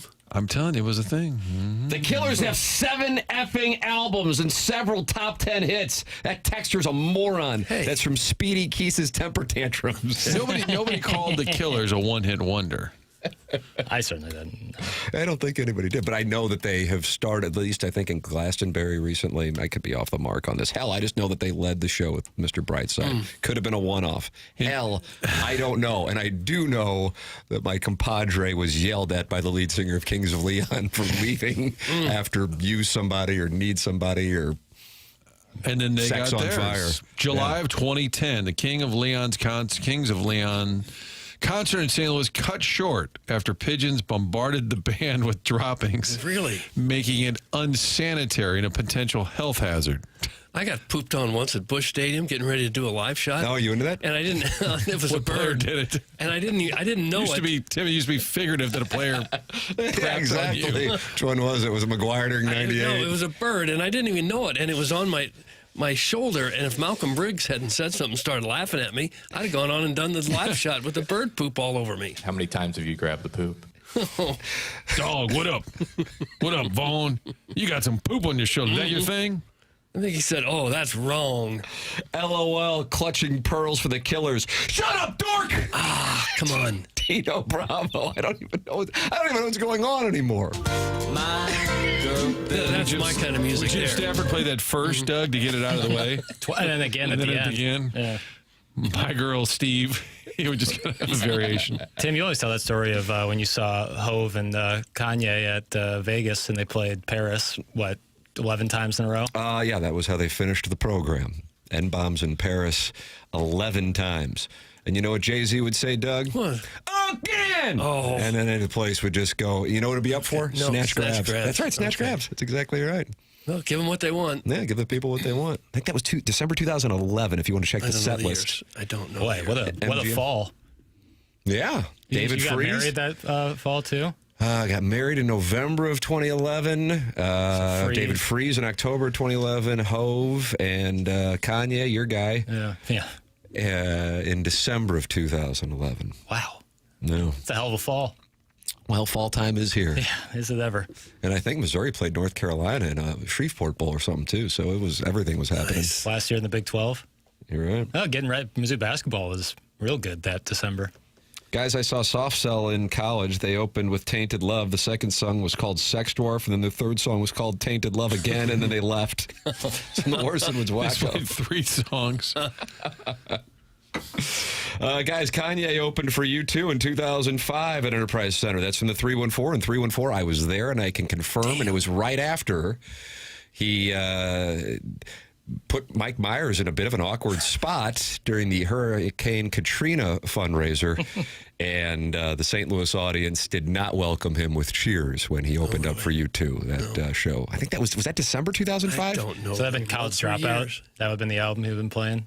And Stacey Dash was in that video? Yeah. And Stacey Dash has been on this show, friend of the show. I think Stacey Dash once was really funny. Like 8 months after DMX died, she hadn't found out that DMX died until like 8 months later, and then posted a video of her crying about DMX's death like months later, but she had not found out about it. Really funny. Which I want, like, it'd be like you, Doug, being like late reacting to someone who died in like 2003. Well, if you're just hearing about it. Yeah. The Blues suck the most ass I've ever seen. That's from Choke Artist 1.6, whose name, of course, pays tribute to the Magic in Manitoba. Well, an earlier text said they have the Atlanta Falcons hangover after having a horrific playoff exit that's still affecting them. The 28-3 debacle? Yeah, saying that exit last year is still haunting their psyche. I don't buy that. I don't either, but I just read it, Doug, and I know. passed it along. But I'm saying he's wrong. When you're an athlete, you're not constantly thinking about what happened months ago. Every night you go out there ready to play, pumped up, skating in front of a big crowd. You don't think about something that happened last year. Not to the point where it has an effect on how you play. I don't buy that. You can have the Rams, I think, had a collective building funk after losing that Super Bowl. 2002 started Doug was at 0-5 or 0-6, and then they wound up beating the AFC champion Raiders at the Dome. Was that Jerry Rice? I think it was. It just led to some dysfunction. So there can be some other effects after a devastating loss, but I don't think that's what. I could see how it could have organizational dysfunction. Yes, organizational. Thank you. But I can't see as an athlete how, when you step on the playing field, how you're thinking about anything other than the play that's right in front of you. I saw Los Lonely Boys open up for a middle school band at Mr. Steak. That's from the 817. You like that, Mr. Steak? I remember it slightly. Was it a giant steak head and little legs coming out? Was that Mr. Steak? Yeah, man, probably get the guys on. Stupid text. I'm not going to do it. Mayu belongs on my kids' Kirkwood Hockey League 12U team. That's from Hooterville Regional's Chief Parading Officer and Doug. They are not happy. No, not at all. And we thought it was going to be such a good year. Well, there's time. There's a lot of time, Doug. Yeah, a lot of time. Way too early to give up. You don't write off the season, but you do have reasons to be concerned. It's a theme. Boy, that stat, and it's the 8 regulation losses. 7 of those 8 is the stat where they have 5 goals or more given up. Yes, you're going to have an empty netter here or there, but 7 times in 14 games, they've given up at least 5. 5 goals. Is that about the league average? No, league average, probably about half that. So what do we do? What will we do? We don't give up. Kelly Chase is going to lift our spirits at 9 o'clock. Stiefel Dossier. There you go. Don't give up. Okay. Don't give up. But if you want a podcast, Schaefer Door sponsors it. Doug, tell the people about Schaefer Door Company. And don't give up if your garage door doesn't work. What you do is you call Schaefer Door at 636-782-3608. Call or text or get on their website at schaeferdoor.com. Let them know what happened. That happened to me. My garage door groaning and sounded like it was going to die every time it went up. Yes, every time. And so I called Schaefer Door. Jason Gostro came right out there, got me fixed up real nice, and he got it fixed up toot sweet. That's what they do. They have a special Monday morning standby service for doors that break over the weekend for whatever reason. That seems to be when they usually go. They also service commercial doors. If you run a business or warehouse with big, tall doors, Schaefer is experienced in those types of jobs as well. They service all kinds of garage doors for service and new installs with LiftMaster. LiftMaster garage door openers are strong, quiet, and versatile. It's big enough company to get any kind of job done, small enough that when you call, you will talk to an actual person, and they'll get you taken care of real quick. Service techs, not commission-based. SchaeferDoor.com. Call or text 636-782-3608. Schaefer Door is a LiftMaster partner. There it is. Sponsor of the podcast here on TMA. Tim McKernan, Doug Vaughn, Martin Kilcoyne with you on the program. Jackson Burkett on the 1s and 2s. Kelly Chase joining us at 9 o'clock on the Stiefel Dossier and the Design Air Heating and Cooling email of the day at approximately 10:45. This is the Morning After 101 ESPN.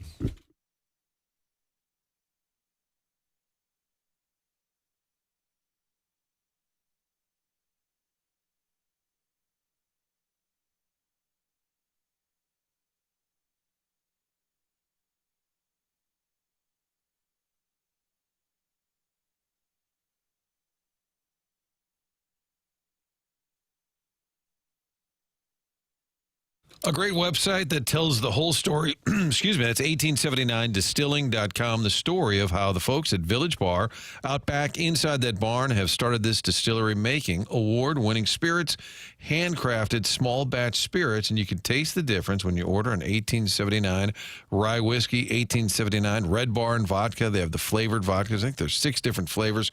So many different varieties, and folks are starting to taste it around town and tasting a difference when you order an 1879 distilling product. It's an homage to the early days, the 1800s.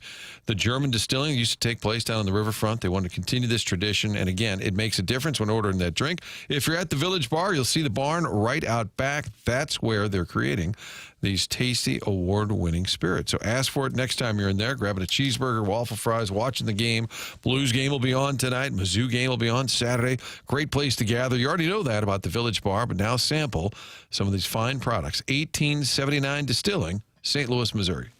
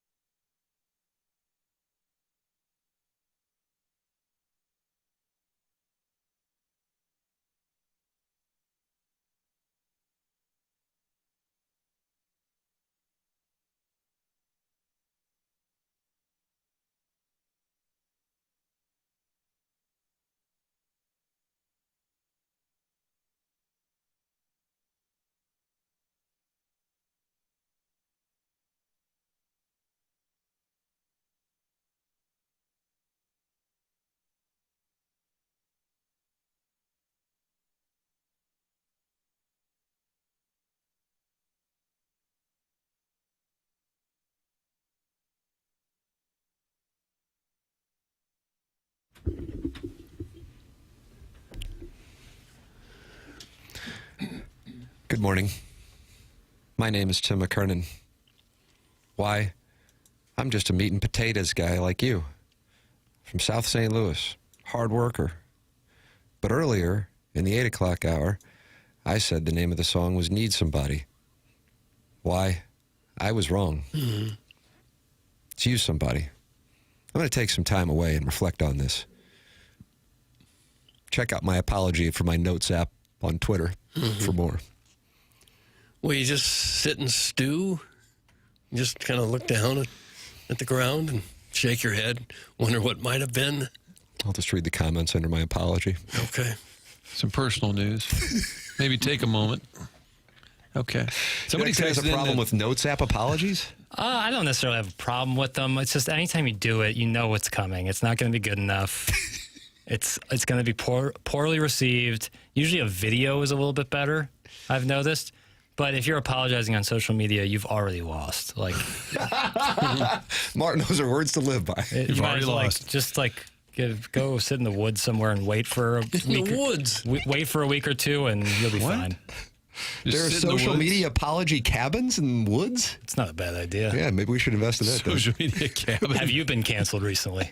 Come on over here. We have 2 bedrooms and 2 baths with your name on it. Yeah, but I'm not sharing a room with Matt Lauer, whatever you say, okay? By the way, there's a song apparently about Kings of Leon getting pooped on. Somebody sent the link to the song. Another person said their wife worked at Riverport at the time, and that the pigeon poop was just an excuse that allegedly, according to the texter, that they had been overserved maybe and had too much to drink, and that was just an excuse. They were overserved, so it was a bar owner's fault.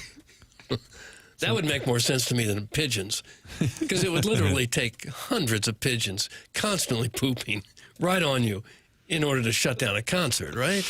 Now we need to hear from somebody who was at the concert in July of 2010. 314-974-0101. We'll hear from you on the Callier and Thompson phone lines. We'll hear from Kelly Chase on the Callier and Thompson phone lines at 9 o'clock. Tim, you never have to apologize. You can have all our wives. That's from the recovering alcoholic from Belleville and Webster Groves. Stephen Time says, Jackson, that's so true. How about that? There's support from Stephen Time. Yeah. From the Brothers Time. That's right. I feel like I've been getting some more support from the Brothers Time, which is really nice. As far as apologies you're talking about? Yeah. If you're putting it on Notes app, it's just never going to come through. It seems like genuine. no matter what happens, if you can weather the storm for about a day or two, something else will happen and you'll be knocked out of the spotlight. Yep. Yeah, that's the key. You just got to wait for the next big thing. That's why we might start this social media cabin? Yeah, the cabins where you can go and lay low for like 2 weeks. No service, so you can't have your phone. Okay. And we can host like workshops about, getting better. Things these are for people who said something online. Yeah. And they need some time away. Yeah. And then we'll, I'll have someone in the office like just taking the social media temperature on that person. And when they're free to go, you'll say, all right, you're back. Okay. No one cares anymore. Who was the congressman? It was in 2001, a staffer or intern went missing and there was some alleged infidelity or something, and the next day was 9/11. But the day before, Gary Condit, Martin. That's it. Everybody was talking, like every show, CNN, Fox was like all over this story. What happened to this young lady, and what did he know, and what was his involvement? It was about to be the scandal of the century, and then the next day, 9/11. That's correct. Gary Condit. Yep. September 2001. Gary Condit's going to join us as a surprise guest. Is he really? That'd be Doug nice. says initials, GC. Jerry Cooney? What do you do, sir? I was kind of infamous, as they say. Anything else? Gary Condit. Yeah, that's a good call. He's available. Yeah. We are getting sources who were at that concert, Martin. I was at the Riverport show. I was on the lawn, though. I never saw a pigeon, but I also might have also been overserved. That's from Doug's cranky disposition. Yeah, you wonder why pigeons would want to be there. They usually go to where they think there's going to be some food. I don't think these guys playing instruments were doling out. They have a buffet in back. Oh, there's one right there. Chandra Levy was the name of the young lady.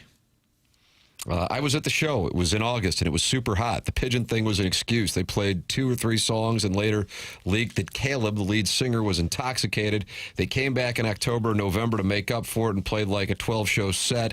It was hot trash. That's from Stan the Caddy. Okay. Hot trash. William's hands were shaking. See, this is my music right there. I could listen to a whole concert of songs just like that. There is a constant flow of angry texts at the Blues.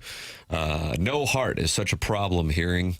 That is the blue note you are wearing. You have an opportunity to play a sport you love for an organization that has so much to offer.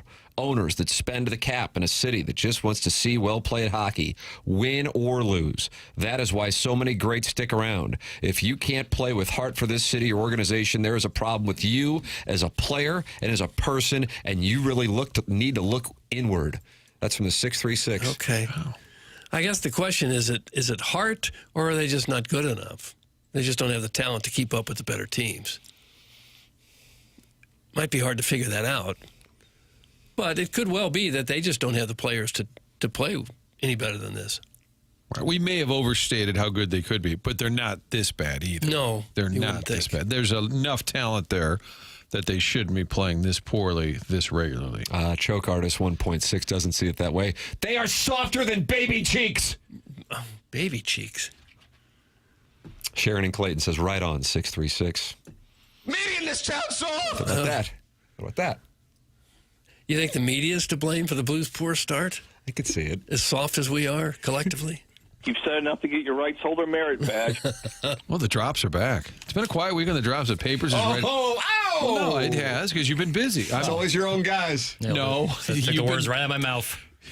Because you've been busy with all of the bookkeeping. I have been. Yeah. Right. That's tough. I wasn't calling Well, that's the thing. No, I know. That's the thing. Is like people are like, well, I want my text name saved, but I want drops. It's like, well, I only have the 2 hands. But just the 2 of them. I think there's something, too, that people don't actually like drops. They just like complaining about the lack of drops. Probably so. Probably so. It's a weird And once you understand that, yeah, a lot more at peace. But I'll pepper them in there. Got a new poster in the Michelob Ultra YouTube chat. It's the Pine Lawn Tourism Department. Martin, visit Pine Lawn. Well, you have to pay those tickets you get on the highway on the way to the airport when you're in a mad dash. It says it would be like the Cardinals making the City Connect jersey the main uniform. It's against tradition and they suck. Coincidence? I think not. That's from Visit Pine Lawn. Oh. Do they have a large tourism industry in Pine Lawn? I didn't know about What does it do there? Is he saying the Cardinals City Connect is now going to be the home uniform? Visit Pine Lawn might have connections. Don't the DeWitts live in Pine Lawn? Probably. Where's Pine Lawn? It's next to Woodson Terrace, which is next to Veneta Park. Again, get all those speeding tickets paid. Got it. No, Jackson, we do want the drops. It reminds us of our youth. Of our youth. Okay. Well, Pine Lawn has existential. Population of 3,275 as of 2010. I'm trying to see what the main export. Well, yeah, what you do there for fun. You need to print some shirts. Pine Lawn East. Okay. Visit Pine Lawn. Tim Kairu's on pace for 23-23 and a minus 48. Buchnevich on pace for 12 and 23 and a minus 53. Harrison's brother Master announced in the first segment, the season's over, boys. Okay. Well, it would be tough. You know, it actually would be tough to get back in the playoffs now because it's going to take all year to battle back in it. I would think, barring some other 12, 14-game winning streak that they went on there once before. It's going to take something like that to have a shot just to make the playoffs now, I think. I think we'll see Milan Lucic added into the mix. I don't know. Maybe we need a little grit. Maybe it'll help. Yeah. Can't count on him to save your season. They're to the point where you got to do something different just to do it. Yeah. Shake it up just to be doing something. Yeah, we're less than a month into the season. It opened October 9th against the Wild. Was that exactly a month ago? It was a Thursday night. This is the 6th, but you're approaching. I mean, it was 4 weeks ago tonight. Yeah, that's right. Think about the mindset locally 4 weeks ago. And they lost 5-0. That was an opening night reminder of, uh-oh. Right. Chris Kerber and Joey Vitale really didn't hold back either in their assessment on the Curbside podcast papers. You got a couple of clips from the Curbside podcast? Yeah, I really like this one of Joe Vitale. I mean, he lays it out. The frustrating thing about a loss like this is that you really didn't do anything well. You know, and I would imagine that when Jim Montgomery if he were to be asked this question, any positive takeaway, he would probably say no. Like, the young guys, I think it was just vanilla. I think your leader's not enough. I think the goaltending, clearly Binnington got pulled, so that wasn't good as well. So to a man, this was one of the most disappointing losses, I think, of the season, to be fair. The tough thing about this loss is they didn't really do anything well. Nope. Sums it up. Really nothing you can point to and say, well, at least this. And if you watch a game, a lot of times at the end, you'll say, well, I didn't hear his name ever. You didn't hear, you'll notice, like, did they say Snugger's name much? Did they say Holloway's name? That can be a tell, too, where you just didn't hear anybody involved. Nobody played well. Torpchenko got a goal. There it is. There's your lead, Doug, on Channel 4. All right. We do have a couple of non-Blues related topics that we are going to get to. Then we have Kelly Chase at the top of the hour. The YouTube TV thing. Jackson, you're a YouTube TV guy, right? I am. I am as well. Martin, are you YouTube TV? I am not. Okay. I want to go, though. I've been on Spectrum for a while. Yeah, this wouldn't necessarily be the time. Well, to I understand. Buy the dip. And Doug, I know you're cable through and through, but I love YouTube TV and have. But it's quite a situation, and now you're looking into another weekend for those who want to be able to watch football of not having it. In addition to a variety of other elements with the Disney stalemate between YouTube TV and ESPN, Disney-owned products. So Pat McAfee went off on that yesterday on his program. Then we have Jeff Passan with some news on the Cardinals. We'll have that for you coming up. It's TMA 101 ESPN.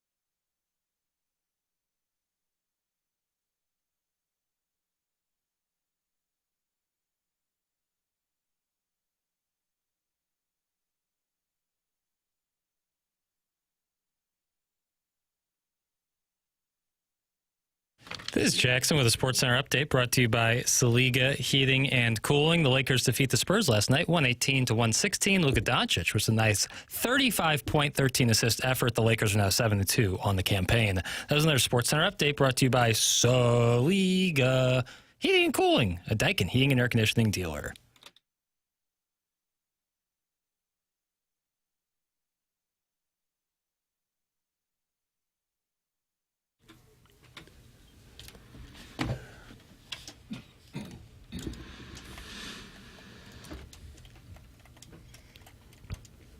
Doug, you like this one?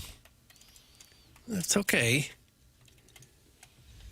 I can't get the information. Which one was better? Need Somebody or Sex on Fire? Which one was a bigger hit?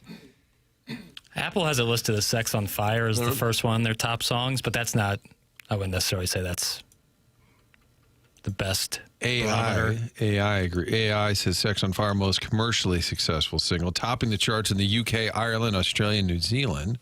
It's often cited as their signature song, but I don't know. Use Somebody. We'll talk about it. It is TMA 101 ESPN show. It's presented to you by Brown & Crouppen. We are in the Fisher Window and Door Store, 8 o'clock hour. Martin, if there's one thing this program is, it's malleable. And so Kelly Chase is going to join us, but you've been texting with him. Yeah, he said he had to run in. I mean, I don't know what the HIPAA rules are, but he had to have a little checkup or something. He said, I'm not sure I'll be ready at 9. I said, no worries, do whatever. Then he said, okay, I might call right now. So Jackson was running down in the hallway to use the men's room. And so I just stared at the phones because Kurt's not here this week just to make sure we didn't miss it. But I think he might call, but if he doesn't, totally understandable. Yes. He's tending to some medical stuff, but I also heard he's got a speaking engagement later today. The man's a machine. I got to tell you. Yeah. He's just going all the time, and this Ice Guardians is fun if you love old stories of the Blues, and him and Twister in Peoria beating people up, and they had Federico on. That's the latest project he's got going, Ice Guardians podcast. So we may be talking to Chaser momentarily. I don't know. But I would like his take on this team. Yeah. Because I keep bringing up, and I'm not saying Perron, Petrangelo, Maroon currently would be helpful on this team. I've just said over the years they've kept losing players that had that kind of DNA, that kind of grit, that edge, and I do think that is a factor. And I wonder what Chaser thinks about that. Yeah, Chaser will call it out. He sees it, that's for sure. You can watch the program at youtube.com/TMASTL, along with Lex Luthor, Doug's Poolboy Bottom, Jeremy Hodge, John Scores, and old Kevin Gold's in there. With Lex Luthor and Severo the Goblin. So they're all in there, and they're all talking it over, and it's fun. It's fun. Get on in there, youtube.com/TMASTL. Jeff Passan of ESPN, friend of the program, has Nolan Arenado. He's going to be gone. Quote, widely expected to be traded and now willing to trade his no-trade clause, willing to waive his no-trade clause to facilitate a deal. The Cardinals, of course, had the deal with the Astros last year. Then he decided against it. Now, according to Jeff Passan, the expectation is he's just going to waive it and he is going to go. Now, I realize many would say, well, of course, but he still could say no to going to, take your pick of whoever the worst team would be. I guess going back to Colorado, going to the south side of Chicago. Hell, I don't know. But that is from Jeff Passan's latest column on ESPN.com. Would love to know the math on the deal. What's another team willing to take on salary-wise? Take a flyer on a guy like Arenado because, he's going to work hard this offseason. Can he get back some of his game? But he's willing to go. We know that. We said that a year ago. He was looking to leave. I'm sure he regrets turning down the Houston deal at this point. Would have been on a winning club. But I don't know. I agree that it's going to happen. Both sides need it to happen. But I'm fascinated to see where he ends up and what the math is. But I think widely expected, I think we would all agree to that. Sonny Gray, still don't really have a good read on that, where he is. Because I would think a one-year flyer on him, he's still pretty good. And you don't have to pay him anything once the lockout hits. So I would think he'd be an attractive candidate for some teams. Yeah, I think a lot of people would want Sonny Gray. I'm not sure what kind of market there'd be for Arenado. He's going to be 35 in April. He's coming off a dreadful season. He had 237, on base 289. He's down to 12 home runs, and he carries a huge paycheck. good luck moving that. Good luck. What kind of team would want I agree. that kind of player? I think he wants a fresh start. I think they'd love to move him. I agree with both. But it also is going to be a tough sell to any other team. So do you say we'll pay almost all of the salary, but we save a little? If we don't trade him, then we've got to pay it all. So sure, we'll pay almost all of it. Can you just pick up $5, $6, $7 million? That's still money that you're saving by not paying him the full rate. I think it's going to have to be some ugly math like that. I just wonder how many teams that would be considered contenders, big money teams, don't already have a third baseman that could hit 237 with limited power. I mean, how many third baseman on contending teams is he better than at this point? I just hope they get something done because I don't want to talk about it for 2 to 3 months. We did that last year, and it became exhausting, and you knew how desperate he was to move to a, quote, contending team when he started. It leaked that he was willing to play first base. Remember that with the Boston idea? And then Bregman goes there. The last year was the year to move him because there was still, I think, a belief, hey, he's going to get it back. He's a potential Hall of Fame guy. He's going to get it back. I think last winter people were still kind of in that mindset, all right, a little bit down, but he'll be okay. Now that's even tougher when you've had another rough year. Right. It dropped off quick, man. And some of it's the wear and tear, playing third at a high level, Gold Glove level. It could be that he's still nursing injuries. There's people who tell you that he's been hurt the last couple of years, and his numbers fell off so bad that it kind of makes you wonder, is he really completely healthy still? Well, bad news. They are not happy. Yay, let's talk baseball in November. What are we doing, guys? Get it together. Doug, that's from the Heiser House Hooligan. After 5 hockey segments, you pivot. Is that Francis? Yeah. I'm with him. I'm with the Pope. That is a take. It's a strong take. It's one of the best takes ever. It's unbelievable. This show is movie phone. Why don't you tell us what you want us to talk about? Because you don't like it when it's blues. Then we get a little Kings of Leon. You didn't like that. No. We don't play enough drops. No. You don't like most of the guests. Because I was so amped on chugging with my boys. How about this one? ESPN and YouTube, Pat McAfee was vocal in his criticism because I gather that ESPN personalities were told by management to redirect those who are ESPN customers to a website. Scott Van Pelt was talking about this on his podcast, and then how he did tweet it, and then was just MF'd left and right. And so he said, this isn't something like we're responsible for as the on-air talent. It's between Disney and Google, the parent company of YouTube/YouTube TV. Pat McAfee, what did he have to say, Papers? Just kind Do you have the audio? No, I'm sorry. I apologize. Okay, there's audio. I apologize. So, but you said Van Pelt tweeted out like the company mantra, and then he got dunked on? KeepMyNetworks.com is, so he tweeted on Thursday last week. If you're a YouTube TV customer, you may lose access to ESPN's networks, including college football, NFL, and NBA games on ESPN and ABC. Go to KeepMyNetworks.com so you don't miss out. I guess he and Stanford Steve cut a little video. I doubt that was something that they said, hey, we'd like to do that. But I also understand, we've all done this, a long time. We understand the program.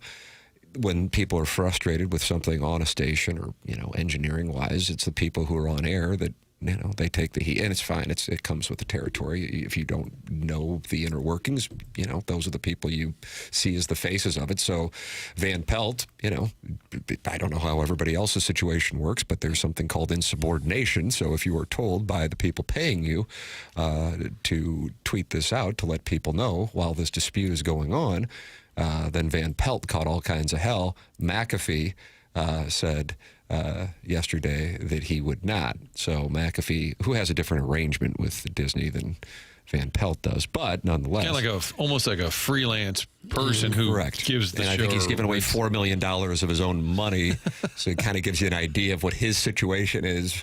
I'm sure Scott Van Pelt is doing well, but Scott Van Pelt probably would be the first to tell you he's not looking at the same net worth as Pat McAfee.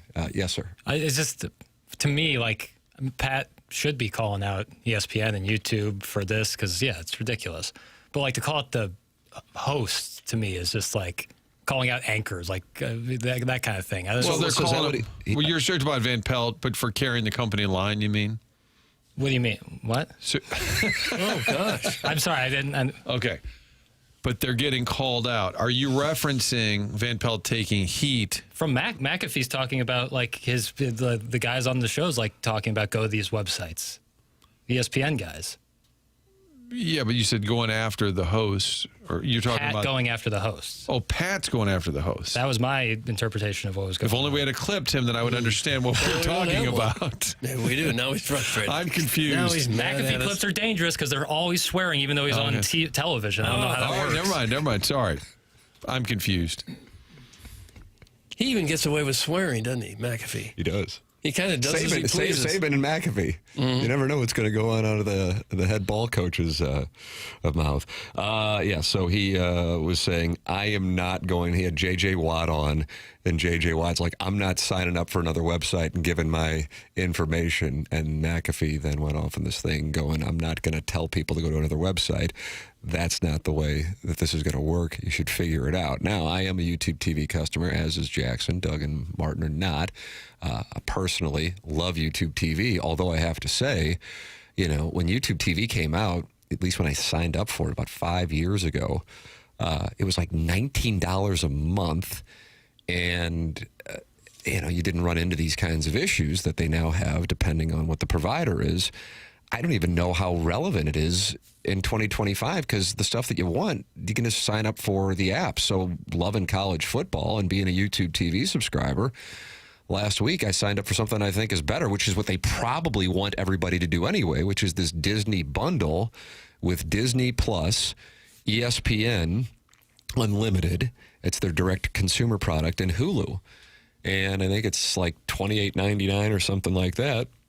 And then I sit there and I go, why do I need YouTube TV? Like, what the hell am I missing? Do you get the local stations with that? I mean, I know, Martin, it's a weird spot. But for me, that isn't something that I need. Well, and you can get them now, too, on most TVs. Right. There's a way to have your local TVs. And then you can have your Hulus and Netflix and everything else and Disney or whatever. Right. But, I mean, I'm mostly Netflix, HBO Max, and ESPN. That's kind of my stuff. Occasionally, there's a show we want to watch that's on one of those apps, Apple TV. But I'm spending, $100 a month on YouTube TV. I'm going, what do we even watch? I don't even know what the hell the point of it is. So you're just lighting $1,200 on fire every year. But it started as kind of like... I can lose that out on the golf course. It started as cutting the cord. You're like, oh, this is fun. But then when the price creeps up, you're like, I'm back to exactly where I was. And they have the same disputes that take your pick of whatever DirecTV, whoever it is that winds up having these disputes. So... Now at this point, you're talking about a week, and now you're staring down how long this dispute's been going on, and now you're staring down the barrel of another week without ESPN programming and YouTube TV for YouTube TV clients. I think YouTube TV tends to trend a little younger, so I'm sure some of the people who are listening to this are going, well, who cares? Make the switch. But I think for a lot of people, they're tired of switching back and forth. This is one of the issues that baseball ran into. With people going, I'm not going to switch around when the Cardinals were no longer available. And then they found that they didn't miss it. But for me, personally, I made the switch to the direct-to-consumer product, and I'm personally happy with it, but I will probably cancel YouTube TV. So in that sense, just anecdotally, with me firsthand, I would tell you that YouTube TV lost that battle. All right, let's say you're living in St. Louis. You just moved into your apartment. You want to watch the Cardinals and Blues. So you need some access to FanDuel. And that, for me, and how I do it, is the Amazon Prime app. And that will get you to FanDuel. That's okay, so correct. Amazon Prime app. Okay, and then now you say, I got to have college football, so I probably need ESPN/SEC Network. That's now, to correct. get to that... That's the bundle network package that they are marketing, which I think is probably a big part of this standoff, which includes Disney Plus, ESPN Unlimited, and Hulu. They are now in business together. And wasn't there going to be a monster app where all of them, Fox, ESPN, TBS, TNT, they were all going to... And that never happened. That didn't get off the ground, at least to date. What a mess. Mm-hmm. And you can't easily go back and forth if you're watching multiple games if they're on different venues. I like it simple. That's why I'm stuck with Spectrum. I don't want to think too hard when I'm turning the channel to what's next. I'm a simpleton. Doug, just get Fubo. That's from Grandma Johan. No, don't tell me what to get. Yeah, Doug doesn't like when you tell him what to do. No. I can't keep track. What does Fubo do? And Fubu is what Eddie Belfour was wearing when he came out of jail. Remember that? Eddie Belfour came out of jail in Dallas. He had a Fubu, which was more of an African-American clothing line for us, by us. But Eddie Belfour was wearing Fubu walking out of jail. But Fubo, Doug, is what you should get. It's like YouTube TV. What to get. It's very similar. People asking about Amazon Prime carrying FanDuel. Yes, that's how I watch it. That was a new thing for the 2025 baseball season. I remember talking about that with Bill DeWitt III, which is what enlightened me to it, and I made that switch. So if you are an Amazon Prime customer, it's not the only way to get it, but if you're a YouTube TV person, that is the way to get it. So I just have that direct app now. So, yeah, I was doing that on Saturday morning so I could watch college football, and now it's pretty easy. And then I sit there and I look at it and I go, why in the world would I don't even know what I need YouTube TV for. But who knows? I don't know. I did read that Disney loses $5 million a day by not being on YouTube. Is that right? Really? That's, one of the media types had put that out there that monitors this. And by the way, Papers, I was not mad at you. No, I know. But I was just confused. This morning, as I put the thing in the dossier, it was 6:50, and there was no time for me to cut it. And I thought about it, and then I forgot until now. And it's totally fine. I was just walking. Egg on my face. Nope, just walking through it. So Scott Van Pelt, Stanford Steve, being good company guys, did what the company said. Hey, steer them to these websites. They do it. And what I was trying to clarify is Pat McAfee says, I'm not doing it, correct? I'm not doing what the company wants us to do. But I don't think he was attacking his cohorts at ESPN. Okay, that's what he was attacking the mothership. And you can never go wrong attacking the corporate bosses, but only if you have a net worth of 9 figures can you be attacking the corporate bosses. Right. You know what I mean? If the situation's different. So if you're take your pick of whatever I probably could say almost whatever other ESPN personality who is on daily, I don't think is financially in a position to be doing that. But he wasn't attacking those people for going along with it. You know what I mean? Right. I think it originally came off as that, and he corrected it and said, I'm not mad at is that right? I'm not mad at other hosts. I'm mad at ESPN management. My complaints are with ESPN management. That's all I was trying to clarify. We're all on the same page here. And we love ball. Huh. We just want to see it. Yeah, that's the key, man. You got to be able to see it. Mr. Licks, who is observing the markets, he moves markets with his portfolio. Yeah, he says the public asked for this 15 years ago when everyone bitched about cable TV. Once again, a reminder that the public is not smart. Ideally, we leave all decisions up to private equity groups moving forward. That's from Mr. Licks, founding partner of Mound City Capital Partners. Okay. Well, that makes sense. Boy, the returns I get with the Mound City Capital Partners, unbelievable. I agree with him about the public not being particularly smart. That's true. And include myself in that group. But I just want simple TV. I'm upset. Maybe we should start that company up. Simple TV. It takes me 2 remotes now to get my TV on it and to get a channel called up. But I don't want to go app to app. And what was the password on them? It's not on there anymore. Or what's this going to cost me now? I just want say forget it. I'm just going to ride with Spectrum. Ride it out. Works fine. There's your live read, Tim. Nice. I'm just going to ride it out. I give up. Mm-hmm. Go to purchase your bundles now. McAfee's not going to criticize YouTube. YouTube made McAfee. That's from the 314. Well, I was thinking that he was a huge YouTube guy, so he may be somewhat on their side in this dispute. Let's listen to the clip. I'm kidding. No, that was good. Oh. Somebody earlier said, why does Papers have a bee in his bonnet? I like that term, bee in his bonnet. That you want knows what grinds my gears, what puts a bee in my bonnet, is me being happy and jovial and fun. And then one thing pops up where me and Martin get a little sideways, and it's like, oh, Jackson, what a bad mood he's in today. Quit gaslighting me. I'm fine. Quit gaslighting me. Now you are mad. That gets me mad. So now you're mad. People telling me that I'm mad makes me mad. You know what I'm saying? Yes. Like people telling me how I feel. I hate that. Feels like you're sitting on a powder keg and giving off sparks. Is that a lyric? Is that a lyric from some song? His gears are grinding. Is that Pat Benatar? Should we come back with some Pat Benatar? I think that'd be wonderful. But the question is, which Pat Benatar song? Oh, hit me with your best shot. What about Shadows of the Night? Doug, you ever slow dance to Shadows of the Night? I don't think so, no.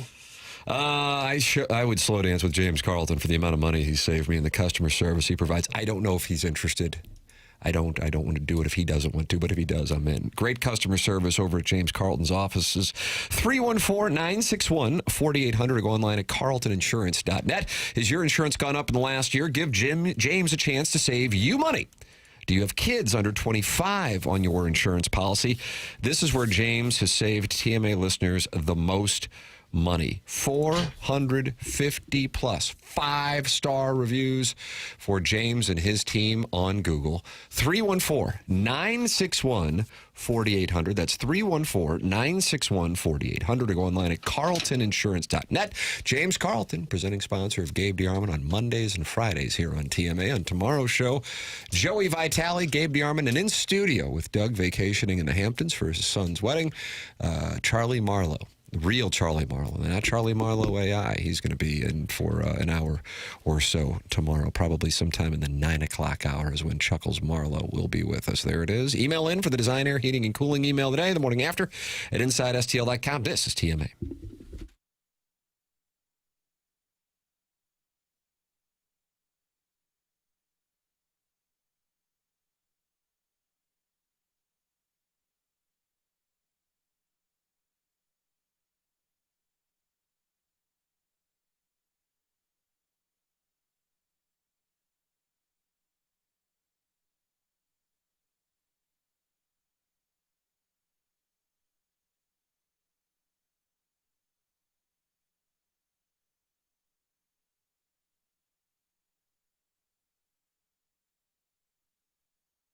If you're in the market for a new car and you don't know what you can get approved for or what you can afford because of your situation, I've got an answer for you, and that's autoloanpro.com. They've put this together to help folks get into a vehicle with little to no money down, best rates available no matter what the situation you're in. They work with over 50 different lenders, which helps get you the best rates possible. Making that large purchase gets a little complicated.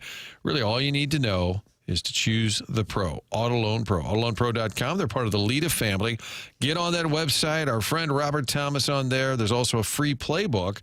They put that together so you can understand the credit industry, how it works, how you can get the car of your choice in the future. You're understanding the whole business of credit, but also getting into a new vehicle. Two things in one at the website, AutoLoanPro.com, because anyone could sell you a car, but it takes a pro to do it right.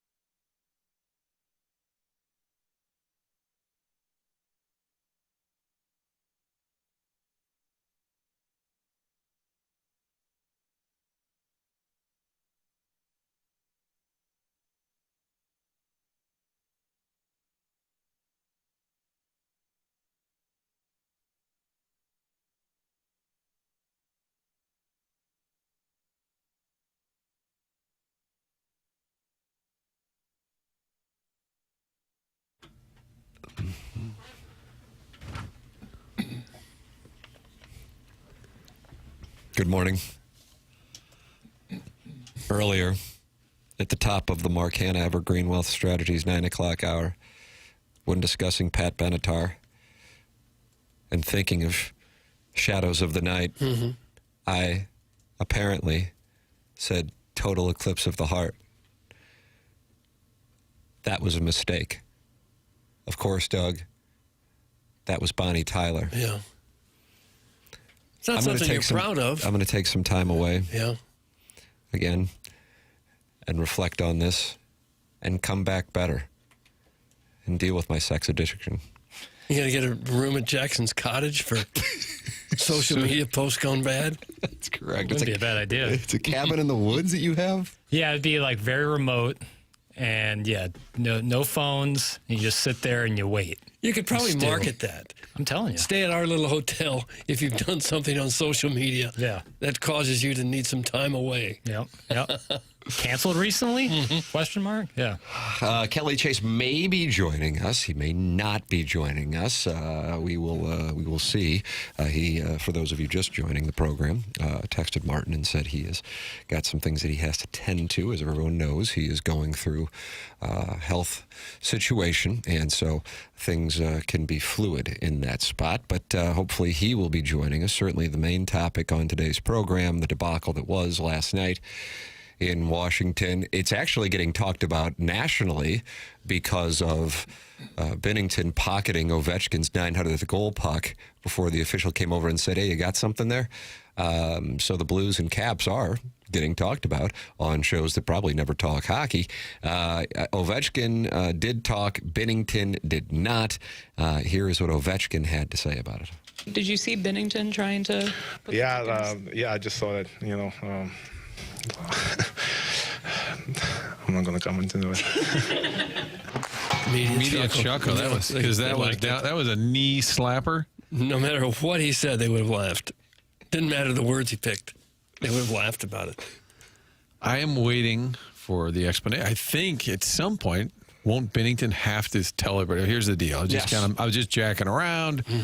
Not a big deal. Or I just knew in the heat of the moment they'd want that puck, so I was holding on to it for him. It was strange. Yeah. But it got some good TV chuckle, too, on TNT. It's got to be video being played everywhere. Oh, yeah. I mean, it's just, and the fact TNT was all over it, their cameras, it was pretty good. Here is the TNT call of Binnington swiping the puck. Beastie fella, isn't he? And he does some things. Watch his after the goal is scored. He's got the puck. Watch what he does with the puck. He's going to keep it in his pants. I don't know if he wants to sell it on the open market or not, but they're not going to get that puck from Binnington. But that is until linesman Michel Cormier came over and said, hey, we know you got the puck, buddy. Good job catching that. There's cameras everywhere, guys. Tremendous. His eBay account would have been popping off after this game had he pulled that heist off. Okay. Good media chuckles there, too. It was a hockey howl. They were just hockey howls. I watched, so when the ref goes up to him, there's like a little bit of a conversation. Do you think the ref was like, hey, can we have that puck? And Bear's like, I don't know what you're talking about. I don't have the puck. And like, Jordan, we saw the video. Doug Harrison's brother Master was suspended on Monday, and then you trebled the charges. Then you hit him with a 50% tariff. I believe that's correct. Well, he's not happy with this discussion. Who cares about the effing puck? Get someone on the air to discuss what's going on with this team, and not a local guy. From Harrison's brother Master. He screamed that last part? Yeah. Well, it was a normal text sent in 3 times in a row, and then he went caps on not a local guy. Okay. Because I guess he fears there'd be a balloon party? Okay, gaslight girl boss gatekeep.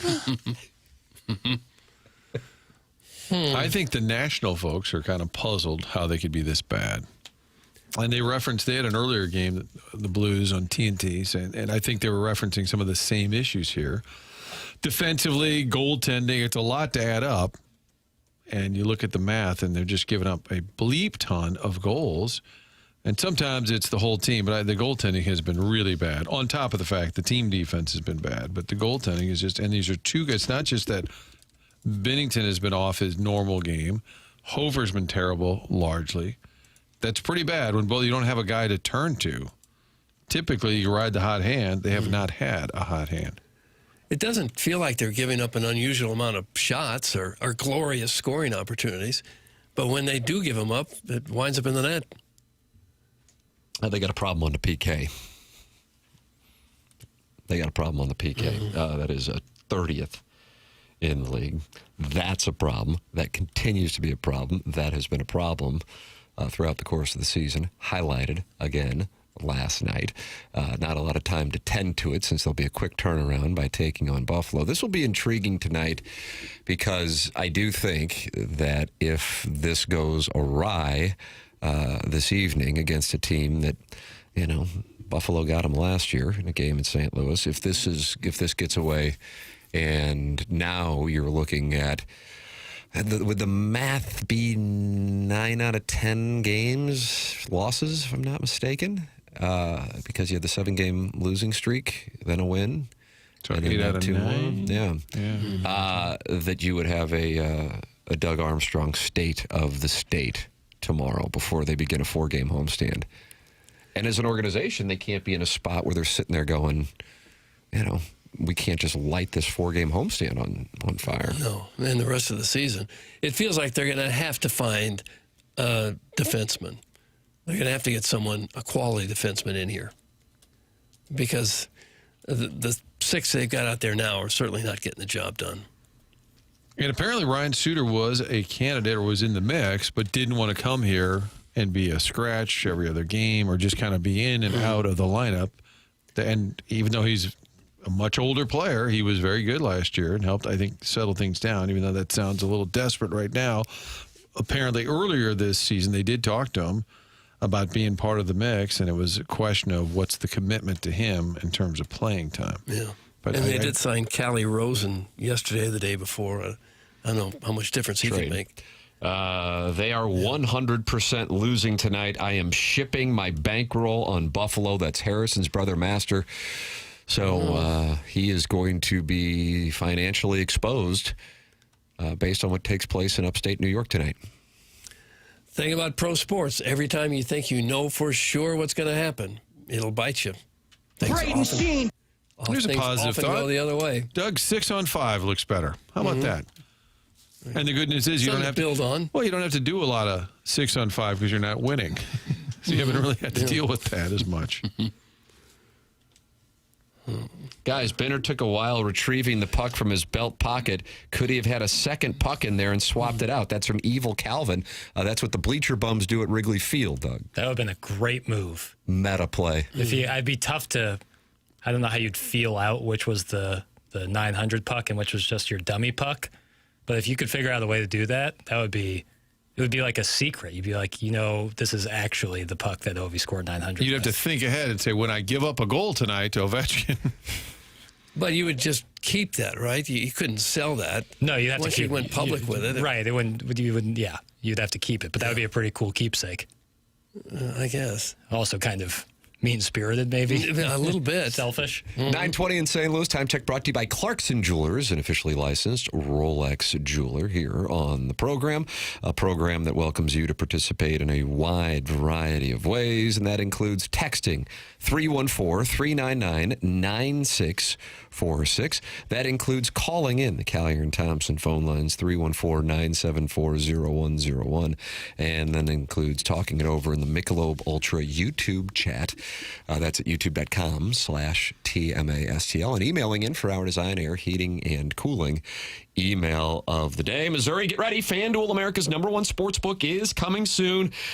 Only a few weeks away. Starting December 1st, new customers in Missouri can get up to $300 in bonus bets when you make your first $5 bet. From touchdowns to home runs to three-pointers with FanDuel, any play can be the play of the game. Plus, with live betting, you can even get in on the action after the game has already started. All on an app that's safe, secure, and super easy to use. Doug, is there a play out there this weekend, whether it be in college football, in the NFL, that you're sitting there going, I'm gonna do what Harrison's brother Master is doing, and I'm going to bet the bankroll on the Buffalo Sabres? I wouldn't do it.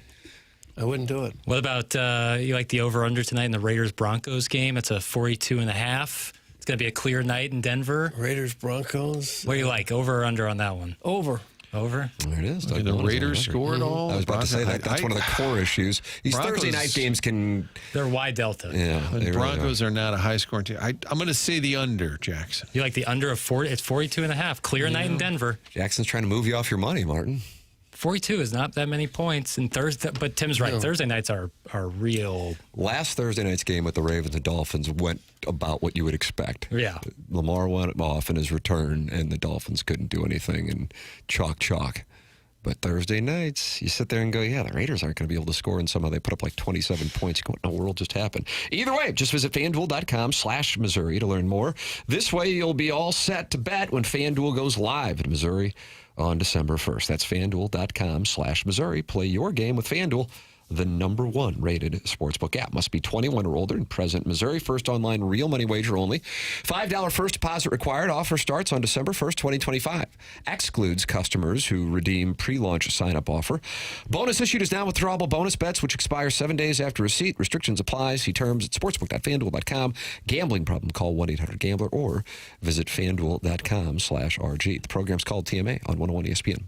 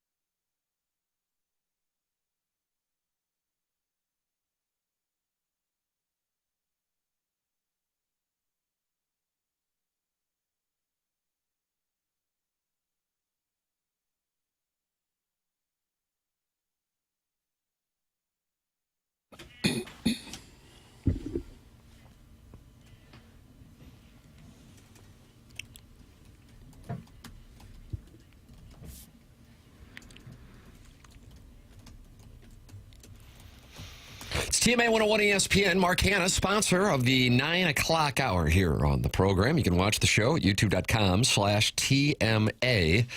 STL. Tim McKernan, Doug Vaughn, Martin Kilcoyne with you on the program. The program will include the Design Air Heating and Cooling email of the day coming your way at approximately 10:45. Joey Vitale and Chris Kerber also were talking about the goaltending performances on the Curbside podcast, and they were very candid with the fact that the Blues are not getting what they are expecting to get from what was talked about as one of the best tandems in the league earlier in the year.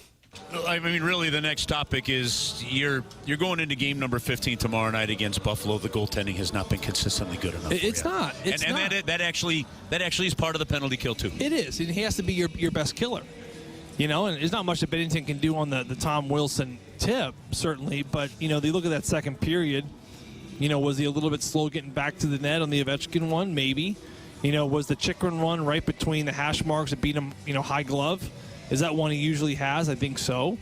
You can't hang it all on the goaltender. I mean, it's the toughest position in the sport. I mean, it's amazing to think of who shoots these pucks, how they shoot the pucks. So this is not.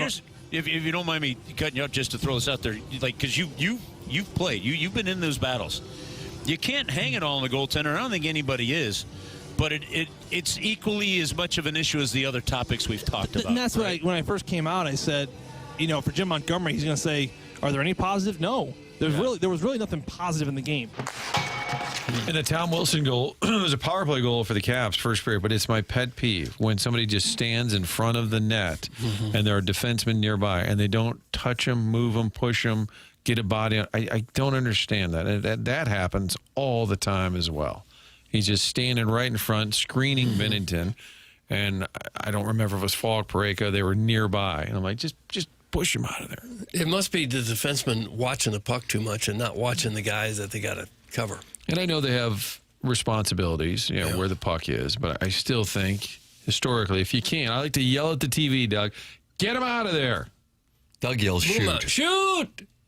We got it inside the red line. Shoot! The St. Louis sports scene right now is rough. If Mizzou loses Saturday, I'm becoming a Missouri Chiefs fan and growing a neck beard. No. Doug, that's from the unknown DJ. Is that Jeff Suppan actually texting in from L.A.? I wouldn't rule it out, knowing Soup. He has been activated. Now he's retweeting. He's following Jackson on Twitter. Soup is on board with First the social media. I'm telling you, 8-year-old Jackson and Jeff Suppan following me on Twitter. How about that? He would have gone nuts. Have things ever gone so bad in your life that you would just let yourself go and immediately start growing a neck beard? Cut that off. No, it shouldn't.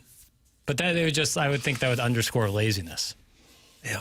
You know, because I have to work all the time because that's where my hair grows, is on my neck. Oh, really? Sucks. Yeah, it sucks. Is there a neck comb over? Not really. So they played 14 games, and they've won 4 times. Doug, of the 8 regulation losses, so not the shootout and the overtime loss, those 8 losses, 5-0, 8-3. Oh no. 7-4, 6-4, 6-3, 5-2. There was a 3-2 Columbus, and then 6-1. You see a theme there, just getting blown out. Yeah, not even in some of these games. Giving up big numbers and getting blown out. Yep. Not what you expected. I mean, a month ago, like I said, the anticipation for this Blues season locally, in part because of the surge in the second half, and also in part because of the fact that the Cardinals were a nothing throughout the course of the season, was one of the highest that I can remember, honestly. I mean, we've all been doing this a long time around here. It's usually like, oh, yeah, the Blues are starting up, great. But this was a different story. And then for it to be less than a month into the season and going, holy crap, maybe they are just not good. I don't know. It doesn't add up because you're not sitting there going, I mean, Doug, I know you love the sandpaper in his game, but was Radek Faksa the linchpin of the 2025 St. Louis Blues? I guess he could have been. Nick Leddy? Or do they really miss Jake Neighbors this bad? I mean, holy crap. Wow. It looks right now like one of the worst teams we've ever seen in a Blues uniform. Yeah. Because they're not even Come grow with us? They're not even coming close. What about come grow with us? Well, they did have the number 1 overall pick one year, but they're in the mix for that right now. For the next draft. I don't remember necessarily a season where they lost this lopsided in so many games. Say lopsided around me. No, that's right. That's a touchy word. Uneven? It goes to the compete level, and that's where Monty said it last night. Hey, when did you know? From the moment they dropped the puck. Yeah. The moment they dropped the puck, he said. That's a great bite. Jackson, replay that because I realized, Doug, the listeners, they cycle on and cycle off. But this stood out to me when I was listening to the post game this morning. I'm going, wow. I mean, that's a damning comment. Yeah, I think the question was, when did you know the game got away from you? From the drop of the puck. We got the puck 10 feet before the red line in the first 5 seconds of the game, and we iced it. We weren't ready to play. We weren't ready to start on time. And we got worse after the first period. And I appreciate the Blues making this sound available. Nobody really travels anymore to cover the team, but they always provide audio on the road. I mean, it'd be great. Cardinals are on the road 81 times a year. It'd be nice to have audio after every game. I appreciate the Blues giving us this, and it's not complimentary of the team either. I mean, then Monty is telling it like it is, and he's right. That team, although the first period, because of Binnington, they were in it. He played great, and then it just went to hell. Doug, I got my nipples pierced in the offseason for good luck for the Blues, and now I feel stupid. That's from Professor Roy Higley. Those kind of things will happen. You got to watch that nipply piercing. Flip that off. It can come back to haunt you. Money Puck has the Blues at 18% to make the playoffs and 9% to win the first pick overall. That's from Average Size Shabangas. Okay. A great spot to be in.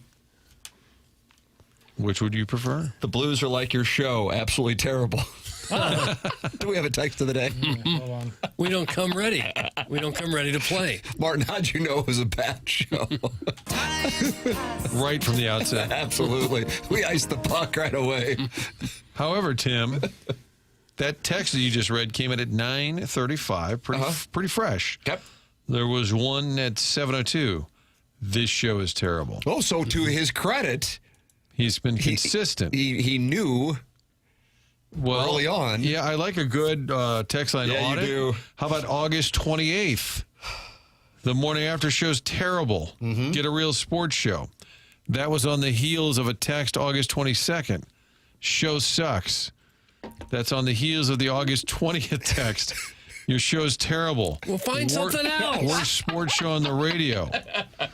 Well, Doug, we're going to go back now to December 12th last year. What were you doing that day? What hot take did you have? What were you on there? I probably thought if we could just get hot, we could get something done. Only Kiki, are you coming back to football because you miss it, or are you coming back to football because you just had a big failure in broadcasting? That's not kind. That's not kind. December 12th. Only sports in the country doesn't talk sports. This TMA. Sounds like a promo. This TMA is a joke. That is the texter, Jim, who didn't enjoy today's show or the show back in December or the show back in August. He's hanging with us. Yeah. We're grateful for the support. If you could just hang in there, we're kind of like NHL defensemen. It takes about 200 games. Give us a couple more years, and I think you'll be on board. Tim, the play of the century is Buffalo minus 1.5 tonight. I'm in. Wow. So Harrison's brother Master isn't just taking the Sabres to win. He's laying 1.5 goals, and he's betting his entire bankroll on it. Martin, he might not be able to communicate with the show because he might not be able to pay his bill. This could be it. I wouldn't rule out them playing well tonight. Might have been a wake-up call last night. I wouldn't ship it. Again, they need a wake-up call, but it could be that they were so bad that they'll come out with a little fire tonight. You got to hope. Yeah. If you're ever going to have a response game, you would think this is it. You know you're having a bad year when you're picking up souvenir pucks from the other team. And pocketing them.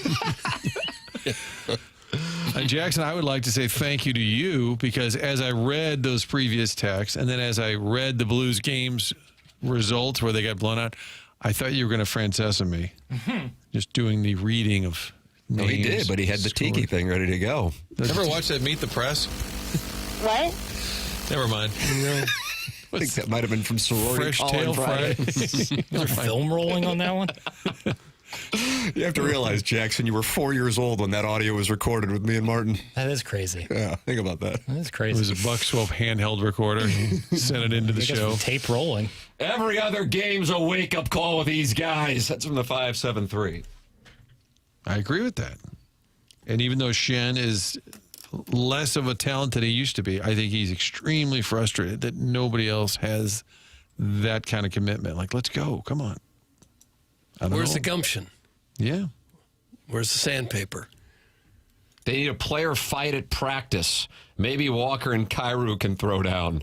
That's from Sharon and Clayton. Doug, you think that you're going to see Nathan Walker beating up Jordan Kyrou? I doubt it. I doubt it. Jack, we don't know. Well, then you don't understand pitching, and that's okay. Say that again. I'm sorry? I'm sorry.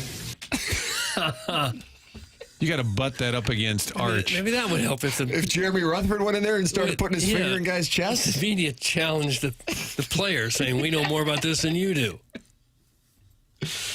Hey, Tim, hammer that over tonight. Only at 6.5, and you know the Blues will give up that many on their own. That's from El Rancho Steak Nachos. It's a new text name. Shrimply Pibbles has just sent in a picture of his wife holding champagne glasses, and it says, "Look at my wife." Can we unpack that for a second? Doug, you want to unpack the psychology of sending us a picture? Because, again, he's sending it to us four. No one else can see it. That's correct. What are we supposed to do with it? Exactly. Beautiful woman. No one's going to deny that. But, like, is it to impress us? I don't know. Props to you, but I don't get the psychology. Well, I have to say, Doug, he sent it in 4 times. So sorry I've been missing lately. Here's a pic of wifey to make up for it. Blues stink. She doesn't. Okay. That now gives us some context. So now you're on board with it. Okay. I'm always on board with people engaging with us in any form or fashion. Well, Hate, sure. love, indifference, whatever you got. And then this dispatch from the battery-operated boyfriend. What? Never thought I'd be reading that in my career. You said that like you were newsman. Cronkite. Garrick Uddley. Would Marty just thank the Blues? Would Marty just thank the Blues for is a good reason why fans give them a bleep load of latitude. They're upfront and honest, even if it's not a positive sound or video. Good for the organization in terms of sharing audio, including ones when the coach thinks the team stinks. You're preaching to the choir there, because when the Cardinals go on the road and I can't access any sound, it's very frustrating. Well, we can just get hot. It solves so many problems. And then this Vaughn guy just keeps saying if we could just get hot. You guys assume that's his wife. Stop being so gullible. That's Sharon and Clayton, who is not on board with Shrimply Pibbles. It's unfortunate. Well, it looks like it would be a picture that he might have taken at a bar somewhere with her. He sent in pictures of the two of them together. And that, I think. You know Shrimply Pibbles? I feel like maybe he's come to an event before. Is that right? It's tough to keep it straight, you know. A lot of guys. But very special guys nonetheless. I like that. Special guys. Special. If you listen to this program, you're a special person. My gosh. In a good way, or however you want to take it. Special person.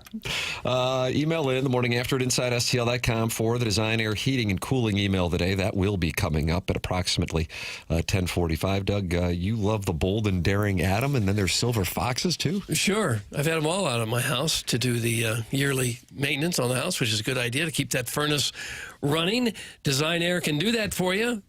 Be a great idea to do it before it gets really cold here, so that when you are desperate for that furnace to turn on, you know it's going to work, and it's going to work just right. The bold and daring Adam can do that for you, or Larry the Silver Fox, or the dashing Steve. Who knows which one of the handsome repairmen they'll send out to your house. Why don't they put out a calendar, Doug? They should put out a calendar. They've been sending out handsome repairmen since 1904. Seth Goldcamp's family goes back 4 generations of serving St. Louisans for all of their HVAC needs. At Design Air, they believe in honest work, and you're never going to be sold something that you don't need. So whether you're dealing with the cold or the heat, they have got your back with dependable service and no-pressure solutions. Visit designairservice.com. Great people, fantastic company. Schedule your service today. Design Air, comfort you can count on since 1904. Texting with my wife right now. We are going to pull the plug on the 2 nights in Colombia. And I'm going to give you my reasoning like, did we say it was Marlon Brando giving that reasoning to Joe Torre, or did we decide it was Sollozzo? Which one was it? We decided on that. I don't know. But Joe Torre got it like right in the head. Yeah, with Officer McCluskey. Was it Officer McCluskey? I was going to watch that tonight. Godfather? Never a bad night to watch The Godfather. You just ruined it. Spoiler. I'm going to give you my reasoning. Please. The hotel that I booked these hotels a year out in advance. Just book up all the weekends to make sure I got them. I already got them for next year as well, for the James Franklin's first season in Columbia. And it turns out that we only have one king bed, and because it's sold out, they can't move us around. And so now I would have 4 people in my bed, and I've been lucky enough to have that before, but this would be a different situation. Oh, no. Because we'd have the Tykes, and then you got that in addition to now, Jackson, as you heard me make reference to that forecast, and then you gave me that knowing look and nod, and maybe you were saying, yep, I knew that was coming. Now I got a little rain in the forecast. The Hawks going to be up 20 miles an hour. And somebody on Power Mizzou was making an observation that could help mitigate the issue with the field goal kickers, and it might help blow Bobby Boone's offline kick push it into the middle. Oh, perfect. We have to bank on the jet stream. Play the wind, son. Oh my God. Yeah. If you've got a bad slice, but the wind's coming right to left as a right-handed player, perfect. Use it like a backboard. Absolutely. Yeah. So that's what Boots is going to do. He's going to kick it to win it. There you go. To Doug's point, make sure it's not on the left hash. He for whatever reason, can't compensate for being on the left hash. Get it in the middle of the field. So we might just go down there just for the game. Yeah, with a 2:30 kick, you should Could do that. Don't need the hotel. But then I feel like the only reason my kids want to go is to swim in that hotel pool, which for me, Doug, that's just not where you'll find me. Just go to the hotel anyway. Follow someone in who's got a card to get into the hotel. Well, we're not going just into go to the pool. Fairmont. We'll be fine walking into this place. Trust me. I don't think it's high security. Cooler on wheels. Absolutely. The bellboy's going to stop you. There's dogs barking all night at this place. But your youngest son, I think he wants to root for the Tigers so hard and so passionately. No, he does. He does. So, yeah. I was looking for the concierge. Bro, you're in Como. Yeah, you won't be finding that here. So, yeah, that's what we're going to workshop. You've got one bed in Columbia. You've got 4 people. I think with the 2:30 kick, you could arrive at 10 a.m. and leave by 7 and be just fine. Absolutely. Yeah. I'm excited about this Mizzou game, much like Chuck was excited about the Brewers. That's right. I'm looking forward to it. First time in Columbia this season. First one this season. No cheering in the press box. No, I know. Well, Skip Irwin used to scream, play action. He was mad. He wasn't cheering. Like Romo? He was screaming, run some play action. And the whole press box is just trying to focus on the game. And he wanted play action the entire game. Just screaming. But you can hang out with the Colonel during the game. Yes. I was actually thinking I would take a picture for Twitter and say, I know, I told him, take your shirt off or something, kind of play off of that with the Colonel, but I don't know if he would be amused. I still need to meet the Colonel. You haven't met the Colonel? Never met the Colonel. Really? Never in person. Never met the Colonel. Is that right? I know. It's crazy. I can't imagine like talking to somebody as much as we've talked to Gabe over the last 5 years and me never meeting the person. And it's not like he lives in Siberia. He lives in Colombia.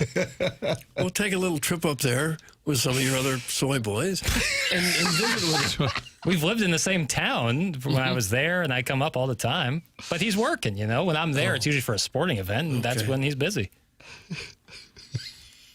I'd love to get a beer with him, hang out. Sure. You would love the Colonel. I can't not love the Colonel. I know. I feel like I love him, but I just need to meet him. Yeah. Colonel and hold back. You'd enjoy it. No, he's been getting $10 a month from me for some time now. So. Is that what it is? Is that what he gets? Yeah, the Power Mizzou subscription. Yeah, he's got a nice little thing going there. Great. Tip of the cap. In terms of Mizzou coverage, can't get much better, man. He was telling me, this was like 2 years ago, because I guess he was with a different network, and he said, what do you think if I took it all in-house and did it myself? I go, oh, God, are you asking for, like, investment? I go, because if I'm in, you're going to kill it. You're going to absolutely kill it. And he goes, no, I just have an opportunity. I go, because he's the only guy. And that's not a shot at, like, anybody else, but Dave Matter had left the Post-Dispatch. He was the guy. You got a passionate fan base in the SEC, and you can kind of own it. There's some guy in Kentucky You might know the name. Well, you guys might know him too. Matt something or other. It's like his Twitter account's Kentucky Sports Radio, or it's KY Sports Radio or something. Oh, like that. yeah. I've seen that account. And now it's like turned into something well beyond Wildcat basketball and certainly Wildcat football. Did he even write a book about politics? Yes. Called on Mitch McConnell. I feel like he's been on Bill Maher's show, which I know you watch as well. Yes. Yeah, he's just, so if you can do that, you can corner a market. God bless America. Buy up all the stock in the world. Yeah, tip of the cap to that guy. I can't recall it. I guess you're looking up his name, Matt. It's Kentucky. It's like Kentucky Sports Radio. Yeah, is his handle. Yeah, it's like a huge network. Yes, I tried that with Fonbon Bowling, and we had Fonbon Bowling didn't go. No, we tried to corner the market. Matt Jones. Matt Jones. And Iggy and I did a segment every week, but didn't take hold. Guy down in Arkansas. This was one of my first TV job offers out of school. Martin, these are big dollars. I hope they don't come off as a humble brag. Fayetteville/Fort Smith, Arkansas. Dual market. You're working on two towns. Yeah, that's when you know. That's when you know you have a lot of roommates. And the guy that I would have been working with is a gentleman by the name of Bo Mattingly, who has kind of become the you say Matt Jones, but in Arkansas. He's got his own network down there. So, yeah, that's kind of the move. These college fan bases are passionate. Get yourself a little subscription model like the Colonel and Bo Mattingly and Matt Jones, and you got yourself a whole thing. Yeah, tip of the cap to him. Tip of the cap. I think in the modern day of college sports where there's so many questions to be asked because there's really no rules and everything's so up in the air, like that's where those guys are so, because it used to be like recruiting. Who are we going to get? But now high school recruits aren't that big a deal. It's all about who we get in the portal. And those guys are always on it. You know why college sports works as opposed to professional sports for this model? Fine, I'll tell you. Because there's never an answer. Yeah. It's like religion and politics. You can spin it either way you want to. Take your pick. In college sports, somebody's going to be angry because they're on the other side, but there's no real way. There's committees deciding football and basketball, and so somebody's going to be angry. Somebody's out to get every fan base, when in reality, that's not what's going on. But either way, that's what people think, and so you can make money on that anger. Emotion produces dollars. Whether it be joy or anger, emotion produces dollars. That's right. Okay. Think about it. All right, now that you've thought about it. Well, I'm thinking about starting up a podcast with Fonbon Bowling as the primary Martin already sport. did it. Tried and failed. Is it possible that when that program went kaput, it took down the whole university with him because Fonbon's no longer in business? Was that the first domino to fall? The bowling my network on Fonbon Bowling, and then the program itself, and then the school. You're right. I think it was a domino effect. And then the people that run the university decide if we can't make it in bowling, we're just not even going to be open anymore. You're saying it was a load-bearing bowling program? Load-bearing. Who wants that text inbox name? You only have today and tomorrow to get it. Load-bearing bowling program? Yeah. Still a lot of numbers coming in that are not associated with a name. Yeah. Trying my damnedest is what I'm doing. Gorlock Golf is a gold mine. That's from Dale and Grubville. So, Doug, Webster Golf. Okay. Yeah. You could pivot there if the Fonbon Bowling podcast is shut down. Wide open. The program is called TMA. It's presented to you by Brown and Crouppen on 101 ESPN. Mark Hanna, sponsor of the 9 o'clock hour here on the show. And we welcome you to participate in a wide variety of ways by texting in pictures of your wife or otherwise. 314-399-9646. Calling in the Callier and Thompson phone lines. 314-974-0101. Or getting in there, and it looks like there might be an argument with Cat Dad Gamer and other list. Boy, this Cat Dad Gamer is really active in there today. I don't know what's going on. I'm going to have to read through it. But he's not happy. I guess he's not happy with Robert Thomas, looks like, Doug. So we'll see what's going on with Cat Dad Gamer in the Michelob Ultra YouTube chat. And then Kelly Chase we're hoping to have on, but as we said earlier in the program, he, of course, is dealing with his own situation, and that situation has to lead to some fluid scheduling. So hopefully he'll be joining us. If not, I'm sure he'll be joining us soon. The program's called TMA 101 ESPN.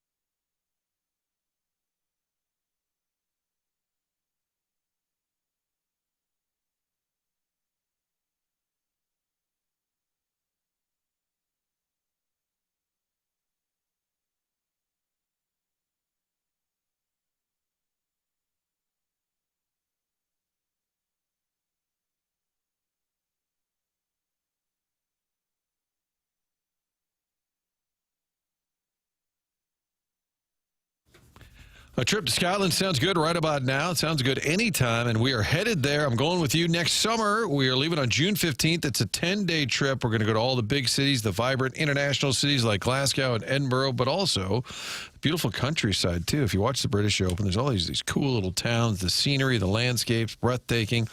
Great seafood and travel, going to whiskey distilleries and a little cooking experience we're going to do together, sitting around, telling stories after a day of taking it all in. Spectacular Scotland. It really is a trip of a lifetime. It's all things handled by Colette. That means the flight, the meals, the hotels. They put it all together so you don't have to do any of that planning. And next week, we'll have a get-together to go over all the details. Our friends at Altair Travel hosting this Zoom meeting. It's going to be on Tuesday night. Find out more by calling Sherry at Altair Travel, 314-968-9600. 314-968-9600 to get all the details. That's next Tuesday. Going over the whole plan, going to beautiful Scotland. Again, that's a place you can go online, Google, and say, God, it just looks so cool. What a great place. This is your chance to go. Looking forward to this. Find out more by calling Altair Travel at 968-9600.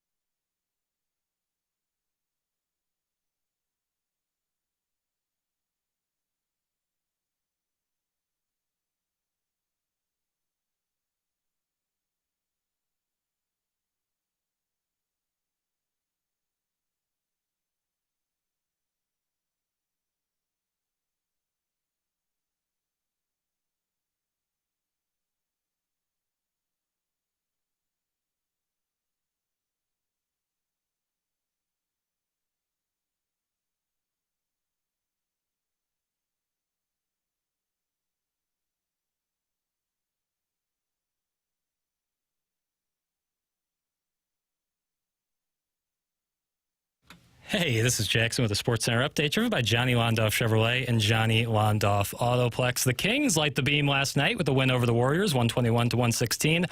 Russell Westbrook knocking the dust off his career with a 23-point, 16 rebound, 10 assist triple-double for the Brody. That was another Sports Center update driven by Johnny Londoff Chevrolet and Johnny Londoff Autoplex. See them at Londoff.com. Chevy, together we drive. Are you kidding me?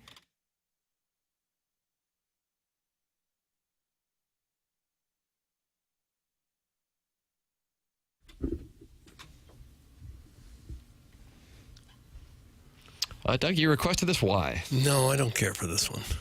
We're talking about Cat Dad. We're talking about Cat Dad. Playing Cat Daddy. This was huge in the bar mitzvah scene. This circa song. 2010-11. Gotta be kidding me. Huge. Huge. Doing the Cat Daddy.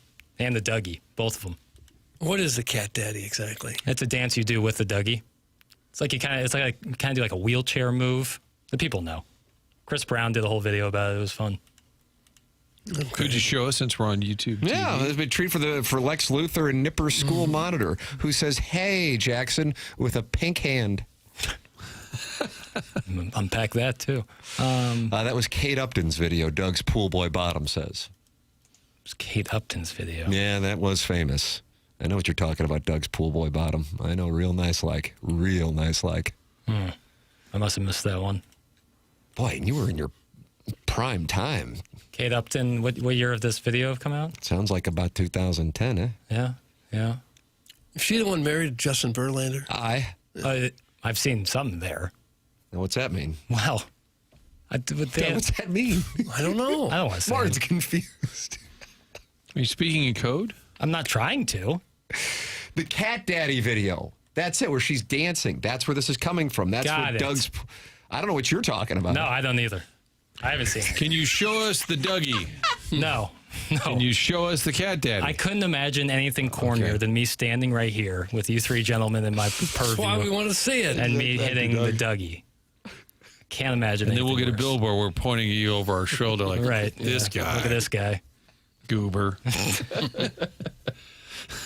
Goofy. Well, it just seems like you dance often by yourself at the wheelhouse. We thought maybe you could dance here. I guess that's not going to happen, is it? Not like a fully involved dance like that. Yeah. I just don't think that would play well. I think it'd play great, actually. It would be at your expense. Right. But I think it would play really well. This is the yellow cummerbund floating device in Jamaica right here. Oh, God, I saw before you even put that thing on. I was like, and I said to my wife, I said, I'm going to need to have a talk with Jackson about some of his decisions. Yeah, that led to me losing a bunch of weight. I read that it was good. Then it was good. Silver lining, I guess. I read that they're opening up those Jamaica resorts where we were. Like, apparently they weren't just completely destroyed. That's by great the to hear. hurricane. That's because where we were was the northeast part of the country. It's the southwest that is. Right.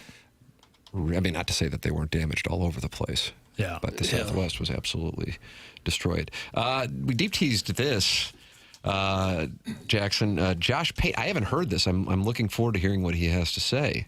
What's he got on Missouri and A&M? He's saying, there's a lot of, you see A&M, you see the number next to their name, you see their performance at LSU, but you got to go on the road in Columbia. That's not an easy task, says Mr. Pate. I'll let the audio speak for itself. If you've ever watched enough of college football, you know that when the starter goes down, for any program that has a pride about itself, the collective understanding from a defensive lineman, a safety, a wide receiver, that we got to shoulder a little bit more of the load. When you stack all that on top of each other, sometimes it more than makes up for the gap. David, sometimes they play their best game of the year when the backup quarterback's in. It makes no sense. So you double that when you're coming out of a bye. You got a really sharp offensive staff in Missouri.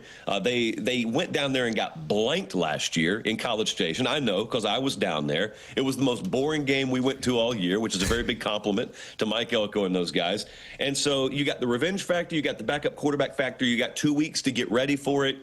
And I think if that didn't wake you up enough, if A&M's struggles on the road historically aren't fresh enough in your mind, not this year so far, but historically, if that's not fresh enough in your mind, maybe that point spread woke people up. when it started circulating, and it was, at last check, under a touchdown. Maybe that woke people up. Watch what Texas struggled to do in Starkville. This league this year, man, the worst are not terrible. The best are not great. And so I'm not saying it's fully like the NFL. It's not quite that parity-driven, but it's a lot more compacted than it normally is. So I'm not saying it should be your worst nightmare to go to Columbia, Missouri. I'm just saying don't overlook it. Doug? Okay. The number 7.5 plus 225 on the money line if you want to bet the Tigers straight up. Well, that was a fair statement. And don't overlook it. I mean, Missouri's not a team that should be overlooked by anybody. Their defense is good enough that on any given Saturday they could beat anyone in the country. Offense, maybe not there to the level of the defense, but yeah, I think any team would look at Missouri as a very serious threat. Oh, red alert, red alert. I just was checking FanDuel to see what the latest was. It was 7.5 this time yesterday, down to 6.5. And the money line, though, is still plus 220. I bet it kicks off right under a touchdown like that. I think that'll probably 6.5? Yeah, that'll probably be the number. Now the conditions in Columbia will be possibly rainy, cooler than initially expected, now with a high of 60. And the Hawk will be up with winds with gusts up to 20 miles an hour. That is per weather.com. So maybe pound the rock. Doug, in those Coat the conditions, pig. pound the rock. It's Matt Zoller season. It's going to be fun on Monday. It's going to be fun I on hope he Monday plays around well. here. It's going to be fun on Monday around here because Jackson, we're getting paid. Jackson and I are all in on those fighting Tigers. All in, man. If not now, win, I say. You know? You got this opportunity in front of you. Go out there and take it. Sure, your starting quarterback got knocked out, but let's be honest. Did they look great with him in those last couple of games with Bo Prabula? They did not. Wish the best for the guy and hope for a speedy recovery. But if this Zollers can show out, that's your future quarterback. Don't say show out. Well, that's what it would be. Don't say show out. It'd be a coming out party. Okay. That's what I want to see. All right. And hopefully that means stretching the field. You got these guys. Marquise Johnson, 99% of the time, is going to be the fastest guy on the field. Get him the rock. Hey, Pale, you do realize at this point in the season, Missouri's signature wins against Kansas. Yeah, It's in the no one 6-1-8. has to explain that to me. No, I don't live under a rock. He felt he needed to. I would argue, oh boy. Oh, gotcha. No, I was trying to think. Oh, the 6-1-8 got what he wanted. No, not me being upset. I'm kind of back and forth on what the signature win would be now. Well, that's a problem. That is a problem. It would be tough It's to say Saturday. Auburn on the heels of them Ask losing Papers. 10-3 to Kentucky. Ask Yes, Papers sir. that question Saturday at 7 o'clock. There you what the go, signature win is. Martin will be in Columbia topless with Gabe. In the press box. It'll be a little awkward. Spilling nacho cheese. Was Jeff Burkett at Yes. the Vandy game, and did he yell to Bo Prabula, "Don't let him see you're hurt"? He's like, "I'm sorry, I can't walk." I think in some I'm circumstances, thinking he now has of to like waive that. horrific injuries, Theismann and Jeff Burkett's like, "Get up!" Luckily, I never had anything like that. Every day, you guys live in this Mizzou fantasy land. They never win a big game. Eric in the Central Well, West. there's some truth behind that as It is well. true. We're hopeful. Martin, you have the Cotton Bowl T-shirt under your TMA hoodie. Yeah, I got a couple binders. It doesn't just say college football champions. With a win over the Ohio State. But you know, like if you were to go to Florida or something and people were like looking at like this is big wins, they'd probably put the Ohio State bowl game in there, which is, in my opinion, and I think all of our opinions, wrong. But that's what, like, if you're trying to sell him. Sure, if you're trying to sell it, absolutely. Yeah. I get that. And I think even Drakewitz, his job is to sell the program For sure. to fans and alumni. And I think that's one of the reasons they pumped that up, although I think they really believe that was a signature win. It's a great thing. You play Ohio State, anytime you beat them, that's great. But it wasn't quite the matchup that you would typically get when playing Ohio State. But I get that you're always going to try and pump the program up and promote it a bit. And that's one thing Drakewitz has been really good at, is pumping up the program and getting people excited. But if you look at next year, the schedule is much tougher. What players are going to be back? A lot of these defenders that are leaving. This is a great chance, again, to win a big game. They never seem to win the big game, but this is a great chance to do it. It looks like the amateur proctologist is coming to Jackson's defense. Beating Navy in the 1960 Orange Bowl was a signature win. That was So there you nice. Nice. Thank you, Dan. Doug, did you go live in the post game or the pregame? No, we just had to send out smoke signals. We couldn't go live back then. I hate weddings, but can I go to Greg so I don't waste my time with these Tigers for the millionth time? That's Chairman Stephen Wildwood. Doug, is there any availability at the wedding on Saturday? No. Sounds like that was like when somebody wanted to go up and see Francesa. You didn't really think about it. I don't believe there's room, no. It's because of this. Your cousin Nick, who listens in Minnesota, but he's moving to Atlanta, texted me the day of the Bama game. He said, all right, I'm watching this thing because of you guys. So we're pulling people into the Mizzou crowd. I just want it on the record that it's all going to change because of Matt Zollers, who was so good as a freshman in high school that he started and was 14 years old playing against guys who were 18. He forced their hand. Oh, it's going to be magical on Saturday in Columbia, and Jackson Burkett will be vindicated, and you will be able to come in here and have a long talk with Eric in the Central West End. I can't wait for Monday at 7 a.m. for you. Yeah, that's the goal every week is come in here so I can right some wrongs that were given earlier in the week, and damn it if I haven't been unsuccessful every single time. Eric, you seem mad. We should go to Lover's Lane and neck for a bit. That's from Man Bay 2004. I love the term necking. That is folksy. Necking. Like at a drive-in? Let's neck. Clip that off. Drake's going to Penn State anyway. That's from In DeBoer We Trust. God, I just don't see that. That was making its way around the Penn State message boards yesterday. And one of the reasons why, as insane as this is Missouri's schedule's really brutal next year. Doug, trips to Athens, Georgia, and to the Grove in Oxford, in addition to our friends from Texas coming to Columbia. Who else? I know there's another big boy coming to town, too, next year. Trip to, I can't remember. Either way, the schedule's tougher. Point being, this is Penn State's schedule. Doug, Marshall, Temple, Buffalo, not Josh Allen, but the Bulls. Maryland, that's a road game, though. It's probably 4-0. They got Northwestern. They got to go to Evanston. 5-0. They got Minnesota at home. 6-0. They got Purdue at home. 7-0. Why do you hate Barry Odom? Got Rutgers at home. 8-0. Why do you hate Greg Schiano? And then, I don't know if did I say Rutgers or Wisconsin recently. Wisconsin's okay. Wisconsin's at home. 9-0. All right. And then there are 3 games that would be where you could get into potential trouble. At Michigan, at Washington, and at home against USC. But no Ohio State on the schedule, and what certainly would be considered a more favorable Big Ten schedule. Probably 10-2. Missouri next year. A&M is coming back. A&M, you got at Georgia, you got Florida at home, Oklahoma at home, Texas at home, Texas A&M at home, and then you had 2 Oxford to play Ole Miss. You have 5 SEC home games. It's a very attractive schedule. Tough, but attractive. Yeah. Marquee. A lot of big games, fun games in there. Right, so you got to try and win next year if you're Drink. You got to win at Georgia, at Ole Miss, beat Texas at home, beat Oklahoma at home, beat A&M at home. But you do start with Pine Bluff. But somebody, whether it's Drinkwitz or not, is going to walk into a great situation at Penn State. Yep, with that schedule, I might go to Penn State. That's from the Jerkwood from Kirkwood. Yeah, and usually in the Big Ten, as opposed to the SEC, you're up against maybe 3-ish teams. If you're at Penn State and at the SEC, who the hell knows? All right, it's 10-13 in St. Louis. We got a break. It's TMA 101 ESPN.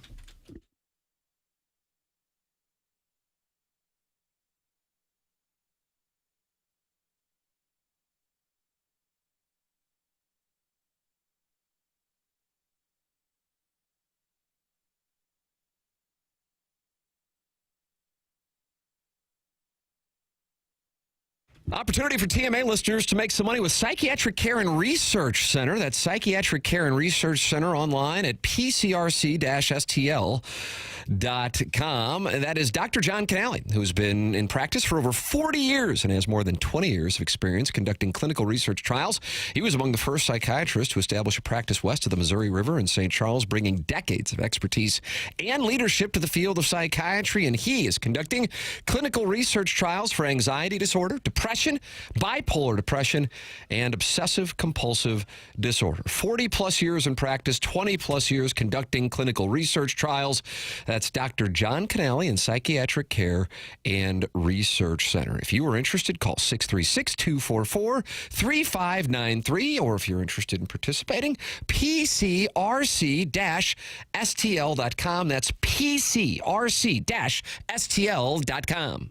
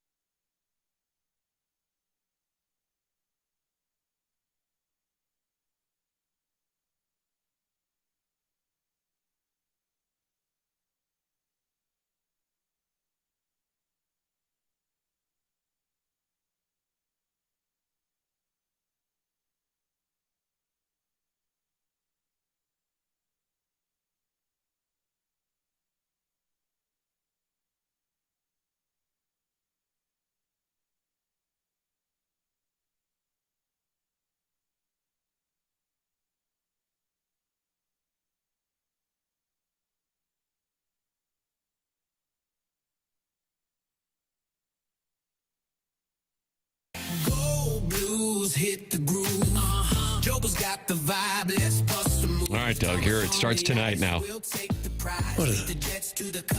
Blues, Sabres. Pre-game here on 101 ESPN at 5 p.m. Puck drop at 6 p.m. Live from KeyBank Center. The winning streak begins in Buffalo. Hello again, everybody. Well, hello, yeah. That'd be nice. Nice to get that rolling. Need to get that rolling. Have to get it rolling. Because we don't want another 6 months of who cares Blues hockey. We want it to matter. We want it to be good and be competitive. Get on a little run here. Because the town needs a little pick-me-up. Billikens played well in game one. That's good. They got That's Chicago State tonight. Yeah, I'll take that. I'll take that.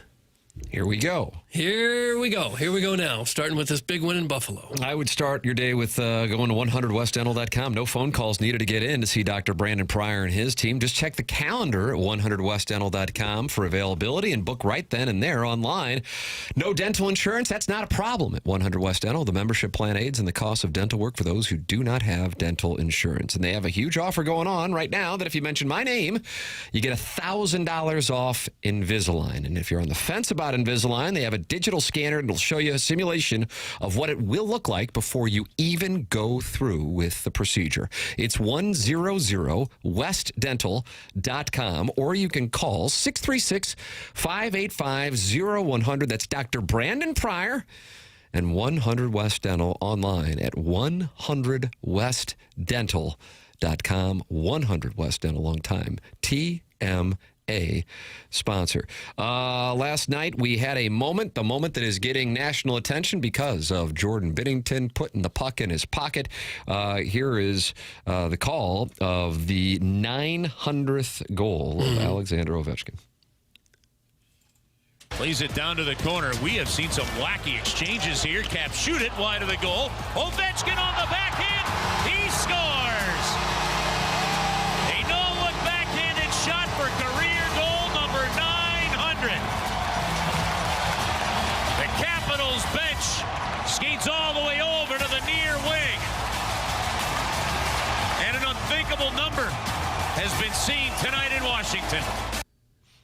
So the video and TNT captures Binnington putting the puck in his, what do you call it, Doug, pant? Mm-hmm. Breezer.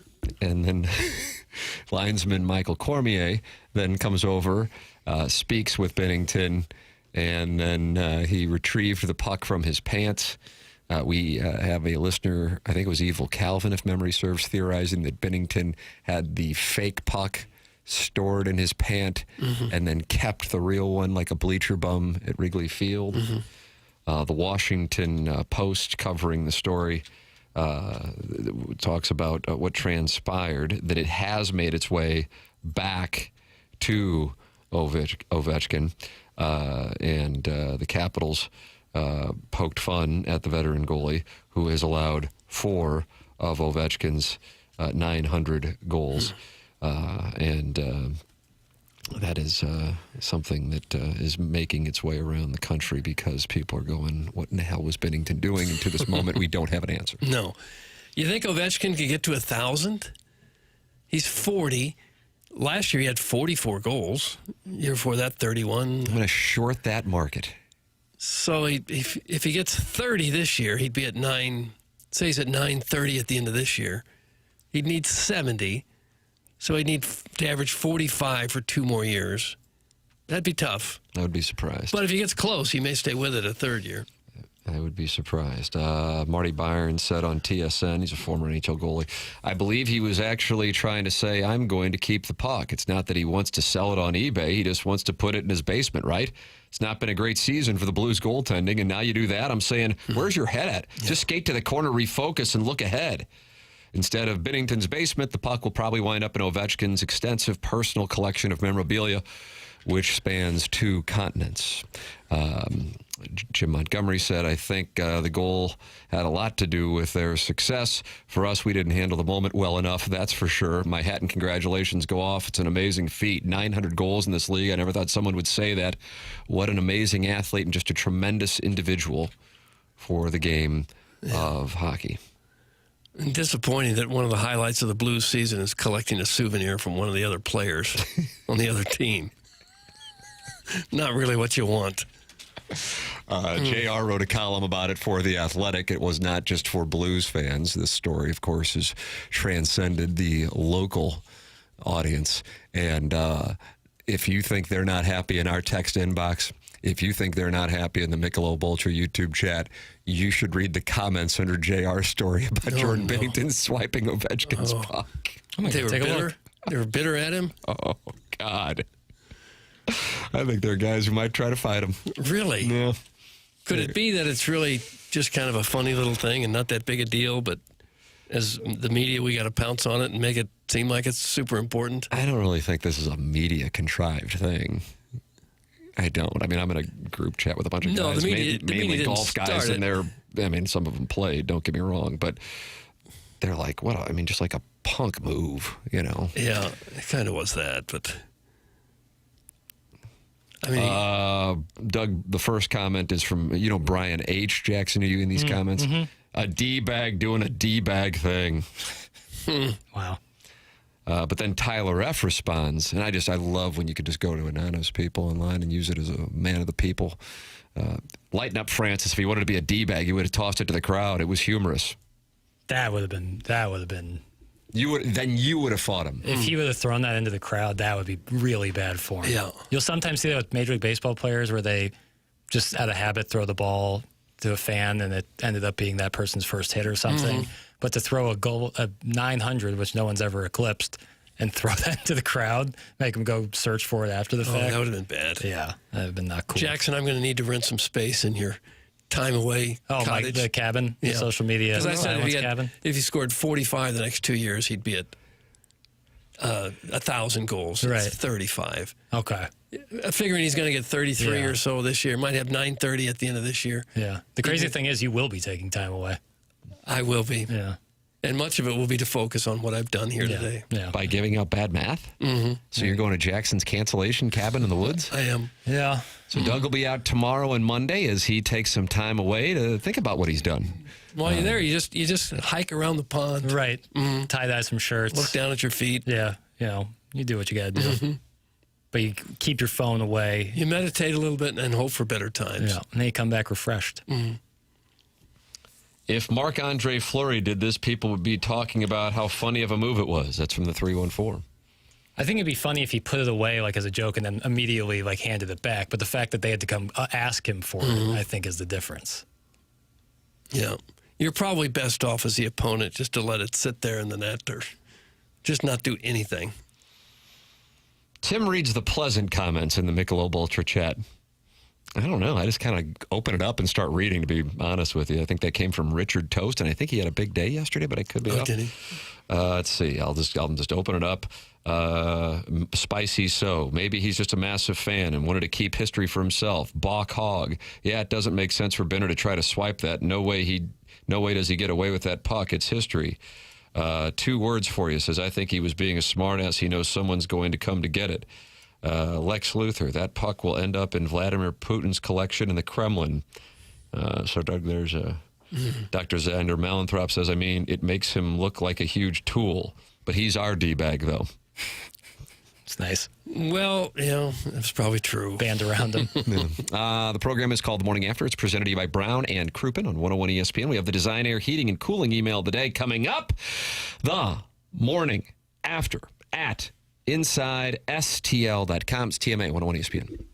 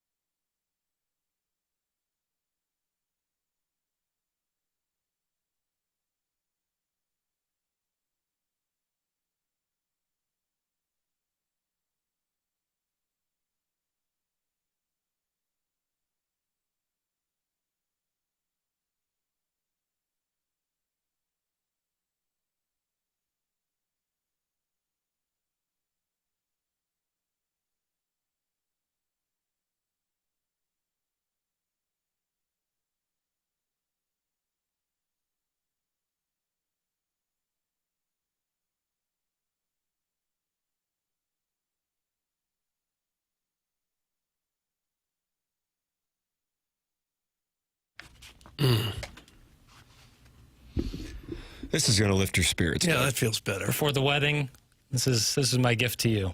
This should probably be played at the wedding. I think so. Right after you may kiss the bride. Can't you just see the whole wedding party dancing to this? Absolutely.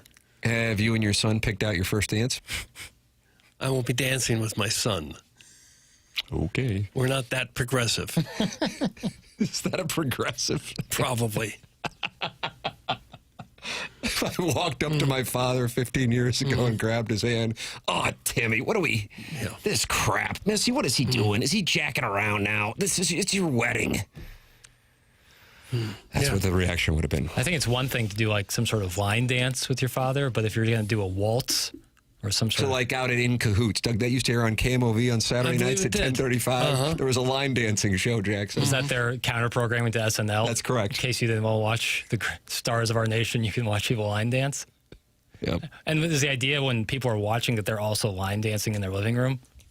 Was it like interactive in that way? I don't know.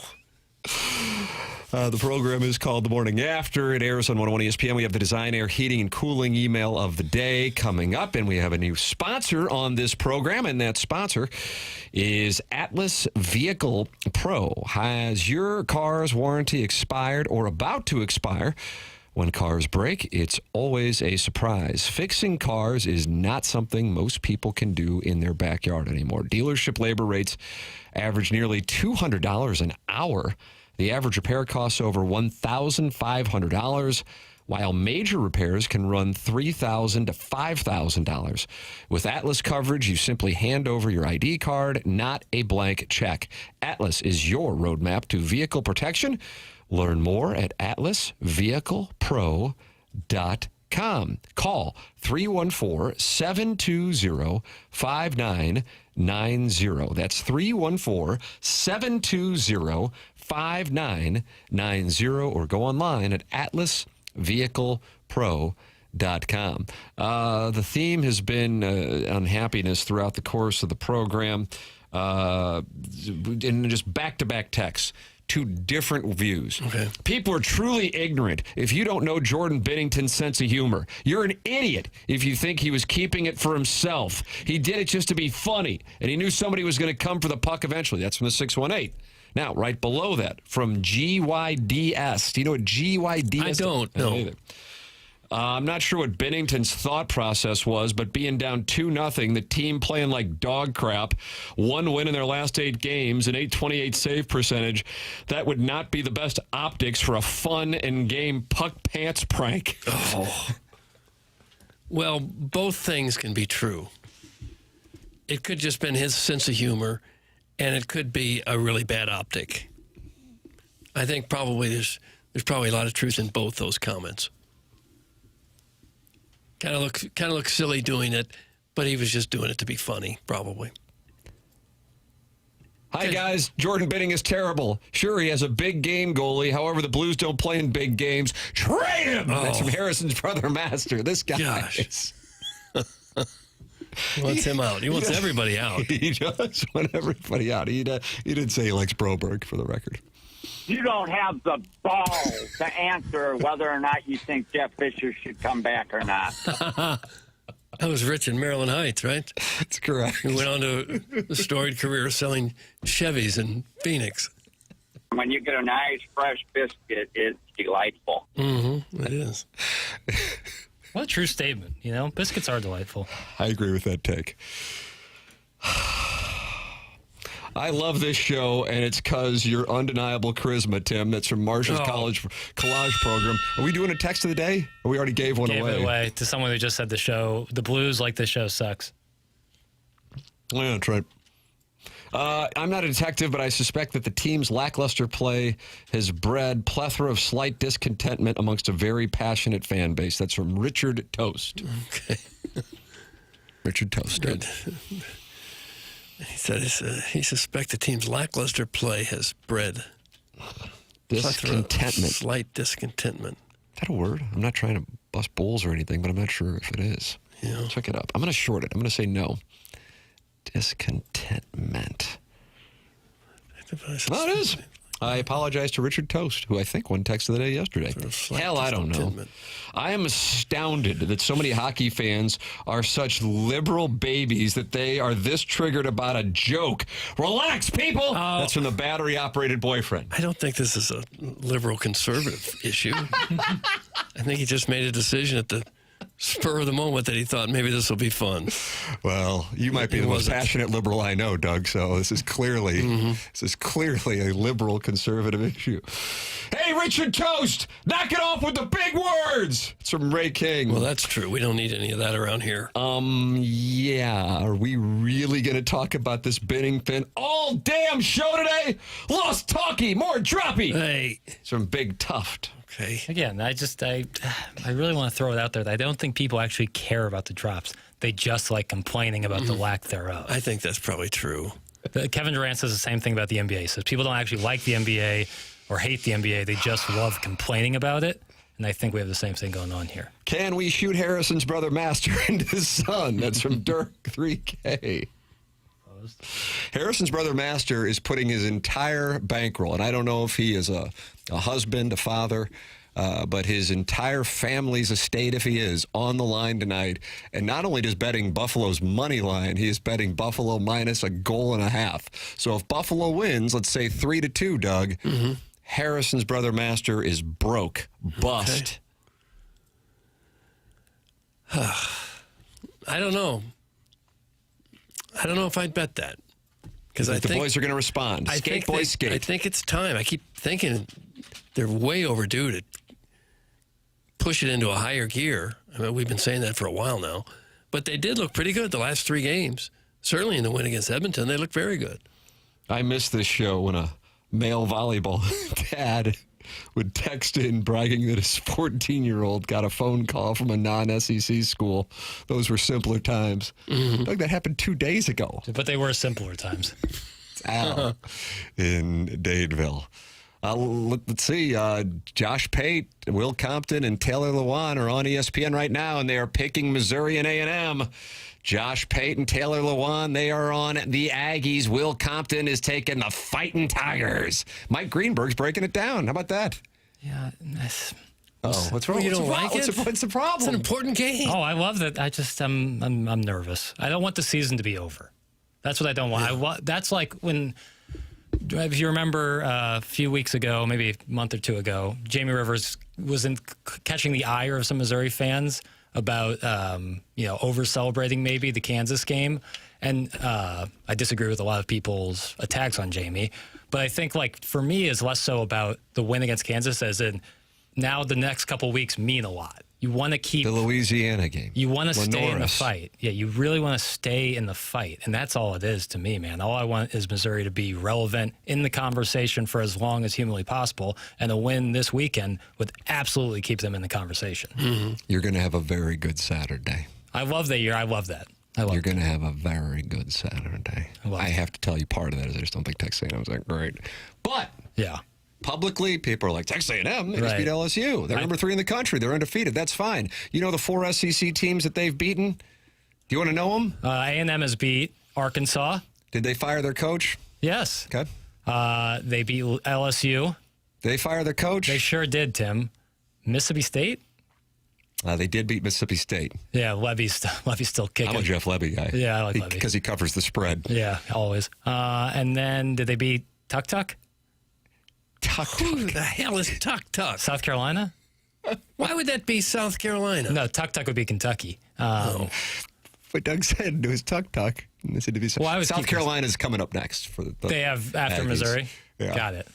Who's the, they played Wardam. That's right. Not Tuk-Tuk. I That's didn't know right. they were known as Tuk-Tuk. I didn't either. So the point being. Not the greatest. But listen, hey, they won. Sure. At Baton Rouge at night. I didn't think that was going to happen. Yeah, they won at South Bend. Right. Now, Notre Dame's, backup quarterback mishandled the snap. But, hey, they won. They're undefeated. I'm just saying, usually number 3. When we think of number 3 in the country in college football, we think of forces. Yeah. And maybe they are. Maybe they are. I don't think they are. I think it's impossible to say anybody is a force at this point in the season. You just haven't seen I feel enough. pretty good about saying Indiana's a force.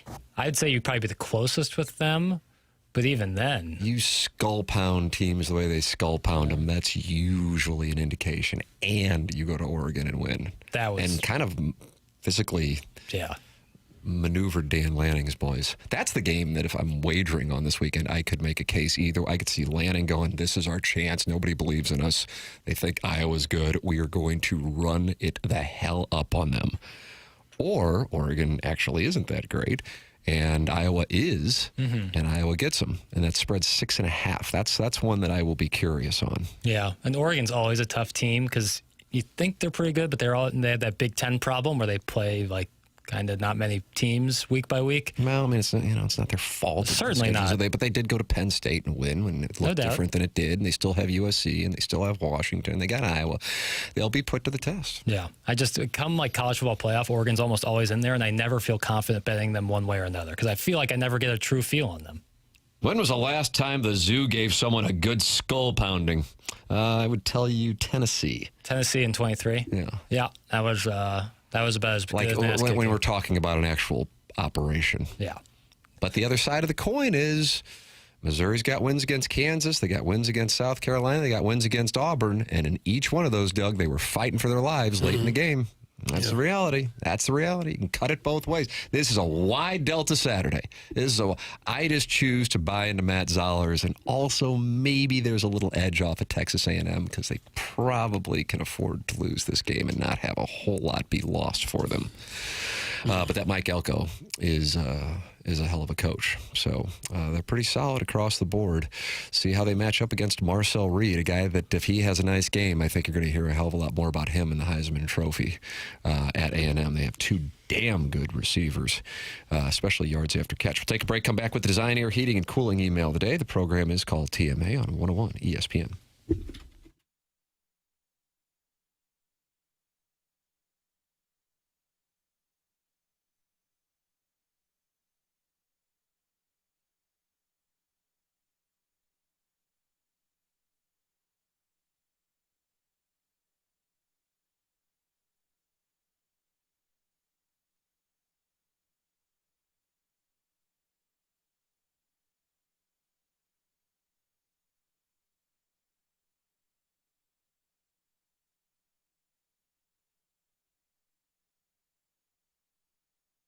Hey guys, this is Jackson. And St. Louis, the countdown to Thanksgiving is on. Our friends at Lee's Famous Recipe Chicken, Hot Shot Sports Bar and Grill are teaming up with Coca-Cola to support Operation Food Search. Now, through November 21st, you can drop off non-perishable food items at any Lee's or Hot Shots to help families in need right here in St. Louis. It's great for the community to come together and help those that are less fortunate, and the holidays are a perfect time to do that. And our friends over at Lee's and Hot Shots are teaming up with Coca-Cola and Operation Food Search to get that done for St. Louisans in need. So donate and you'll get a free Coca-Cola beverage, plus a chance to win gift cards and hockey tickets. Give back, feel good, and make a difference this Thanksgiving season with Lee's, Hot Shots, and Coca-Cola. You just go to any Lee's or Hot Shots locations that drop off non-perishable food items. Check it out. That's Operation Food Search with Lee's, Coca-Cola, and Hot Shots.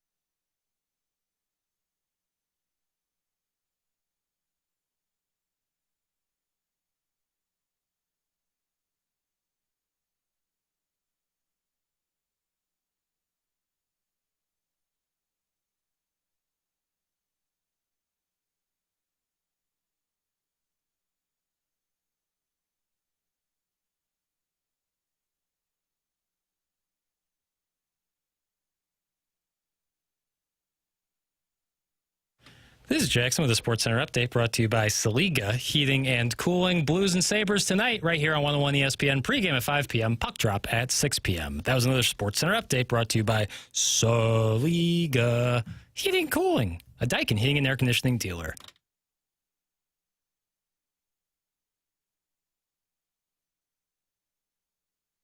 CMA 101 ESPN. We have the Design, Air, Heating, and Cooling email of the day coming up here in a matter of moments. And then BK and Ferrario at the top of the hour. Gentlemen, are you not feeling like yourself?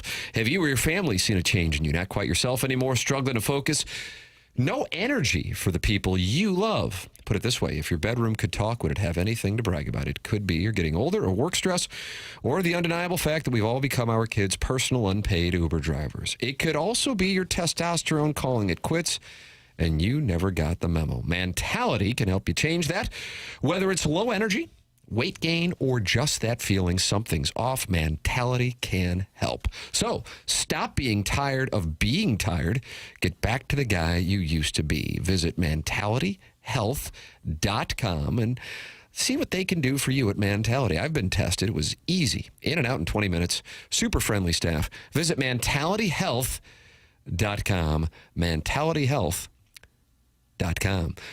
Doug, you ready for it? I'm ready right now, yes. Design, Air, Heating, and Cooling email today. Day 3. No socials, no signal, just me and a budget in-room. The Pine Lawn Princess Beauty Supply sign across Natural Bridge blinked at me like it had something to say. For 1 second, I swear it said repent, and then it was back to selling wigs and lies. The vending machine hissed expired Faygo. The ice bucket, you ever have that? Is that orange soda? Yeah, there's a bunch of flavors. Cotton candy. All right. Yeah. Cotton candy's like eating insulation. You doing a live read? No. We did at Kirkwood. We saw you at the Kirkwood Halloween thing. Oh, that's right. And I was at that Sugar Shack that's just to the west of Billy G's. They were giving out cotton candy. Oh, yeah, you don't want that. Kids liked it. Yeah. I didn't say it was fiberglass, though. That's what it looks like, what it tastes like. The vending machine hissed expired Faygo. The ice bucket whispered my name like it had a score to settle. How did one rogue tweet about the Fontbonne women's bowling program spiral into exile? It was a load-bearing program. I drained another Old English and shredded another podcast idea.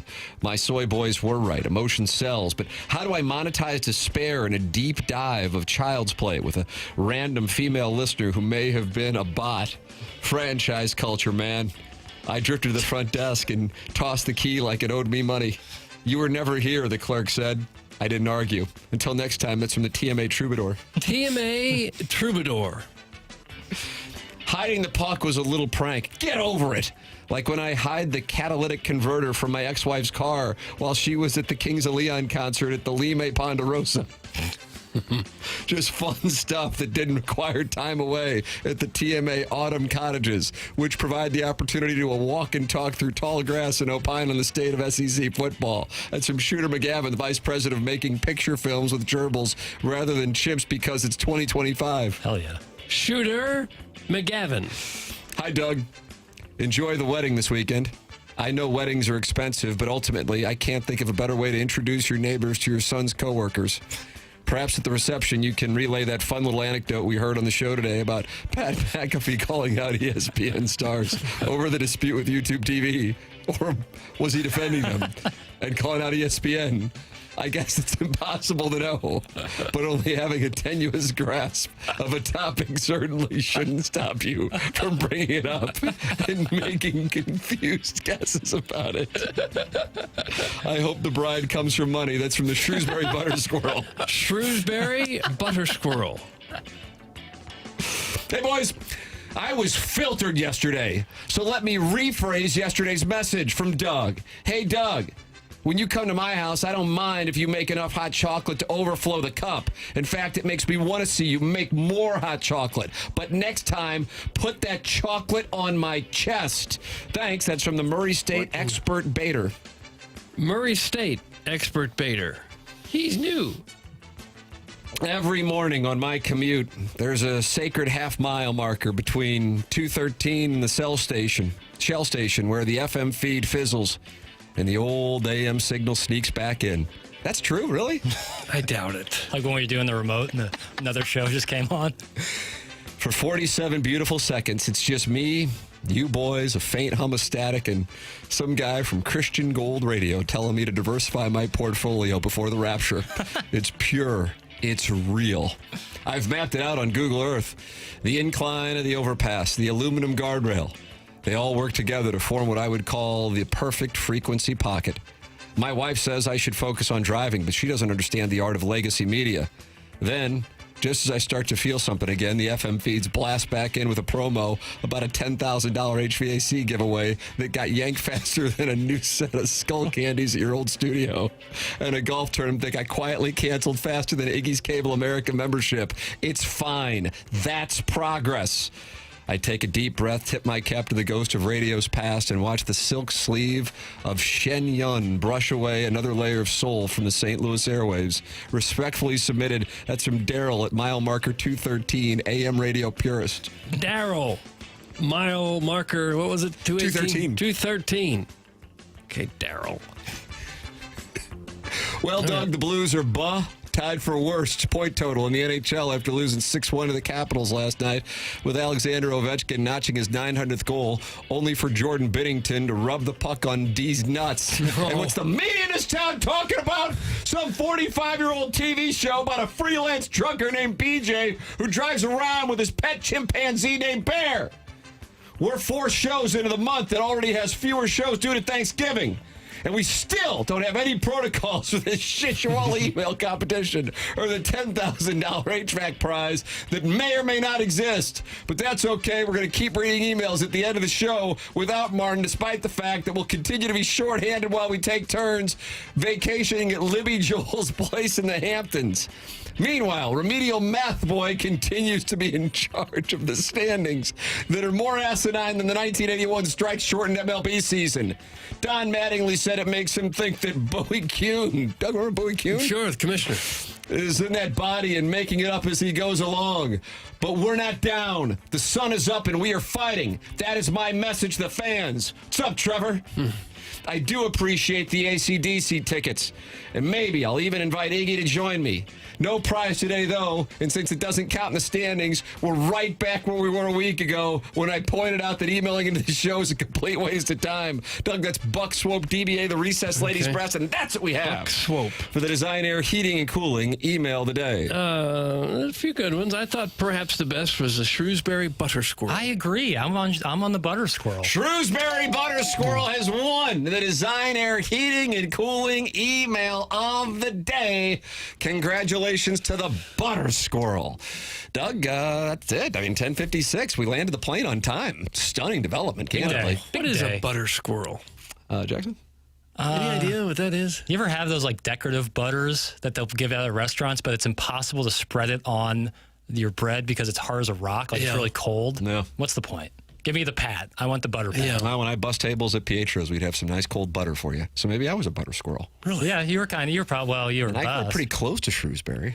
Yeah. City limits. Yeah. 63109. You were too busy being harassed by an older gentleman. By a gentleman 50 years my senior. BK and Ferrario are coming up next from 11 to 2. Then the Fast Lane from 2 to 5 because pregame for the Blues and Sabres begins at 5 p.m. Puck drop at 6 p.m. Back tomorrow with more TMA, which will include Charlie Marlowe in studio. But Doug Vaughn won't be here tomorrow or Monday because Greg Vaughn, who is a bomber of the golf ball, is getting married on Saturday. Love that Greg Vaughn. And he loves America. He does. Yeah, sure he does. Absolutely he does. So congratulations to you and the Vaughn family and, of course, the great Greg Vaughn on his nuptials this weekend. Looking forward to it. And he's marrying the wonderful Marta Golderman. Oh, God bless. To life. Look at that. You just got to life. To life. Wow. Cheers. Okay. Yeah, look at that. Well, thank you. There it is. So Charlie Marlowe AI, but really in person, will be in studio for a portion of the program tomorrow. Joey Vitale and Gabe Yarmond. Also, you can always podcast via the Schaefer Door Company podcast. BK and Ferrari up next for Jackson Burkett, for the vacationing chairman card, for Martin Kilcoyne, for my brother Kevin, for Doug the Selvin Vaughn, and to McKernan. This has been TMA, presented to you by Brown and Crouppen on 101 ESPN and the TMA STL YouTube channel.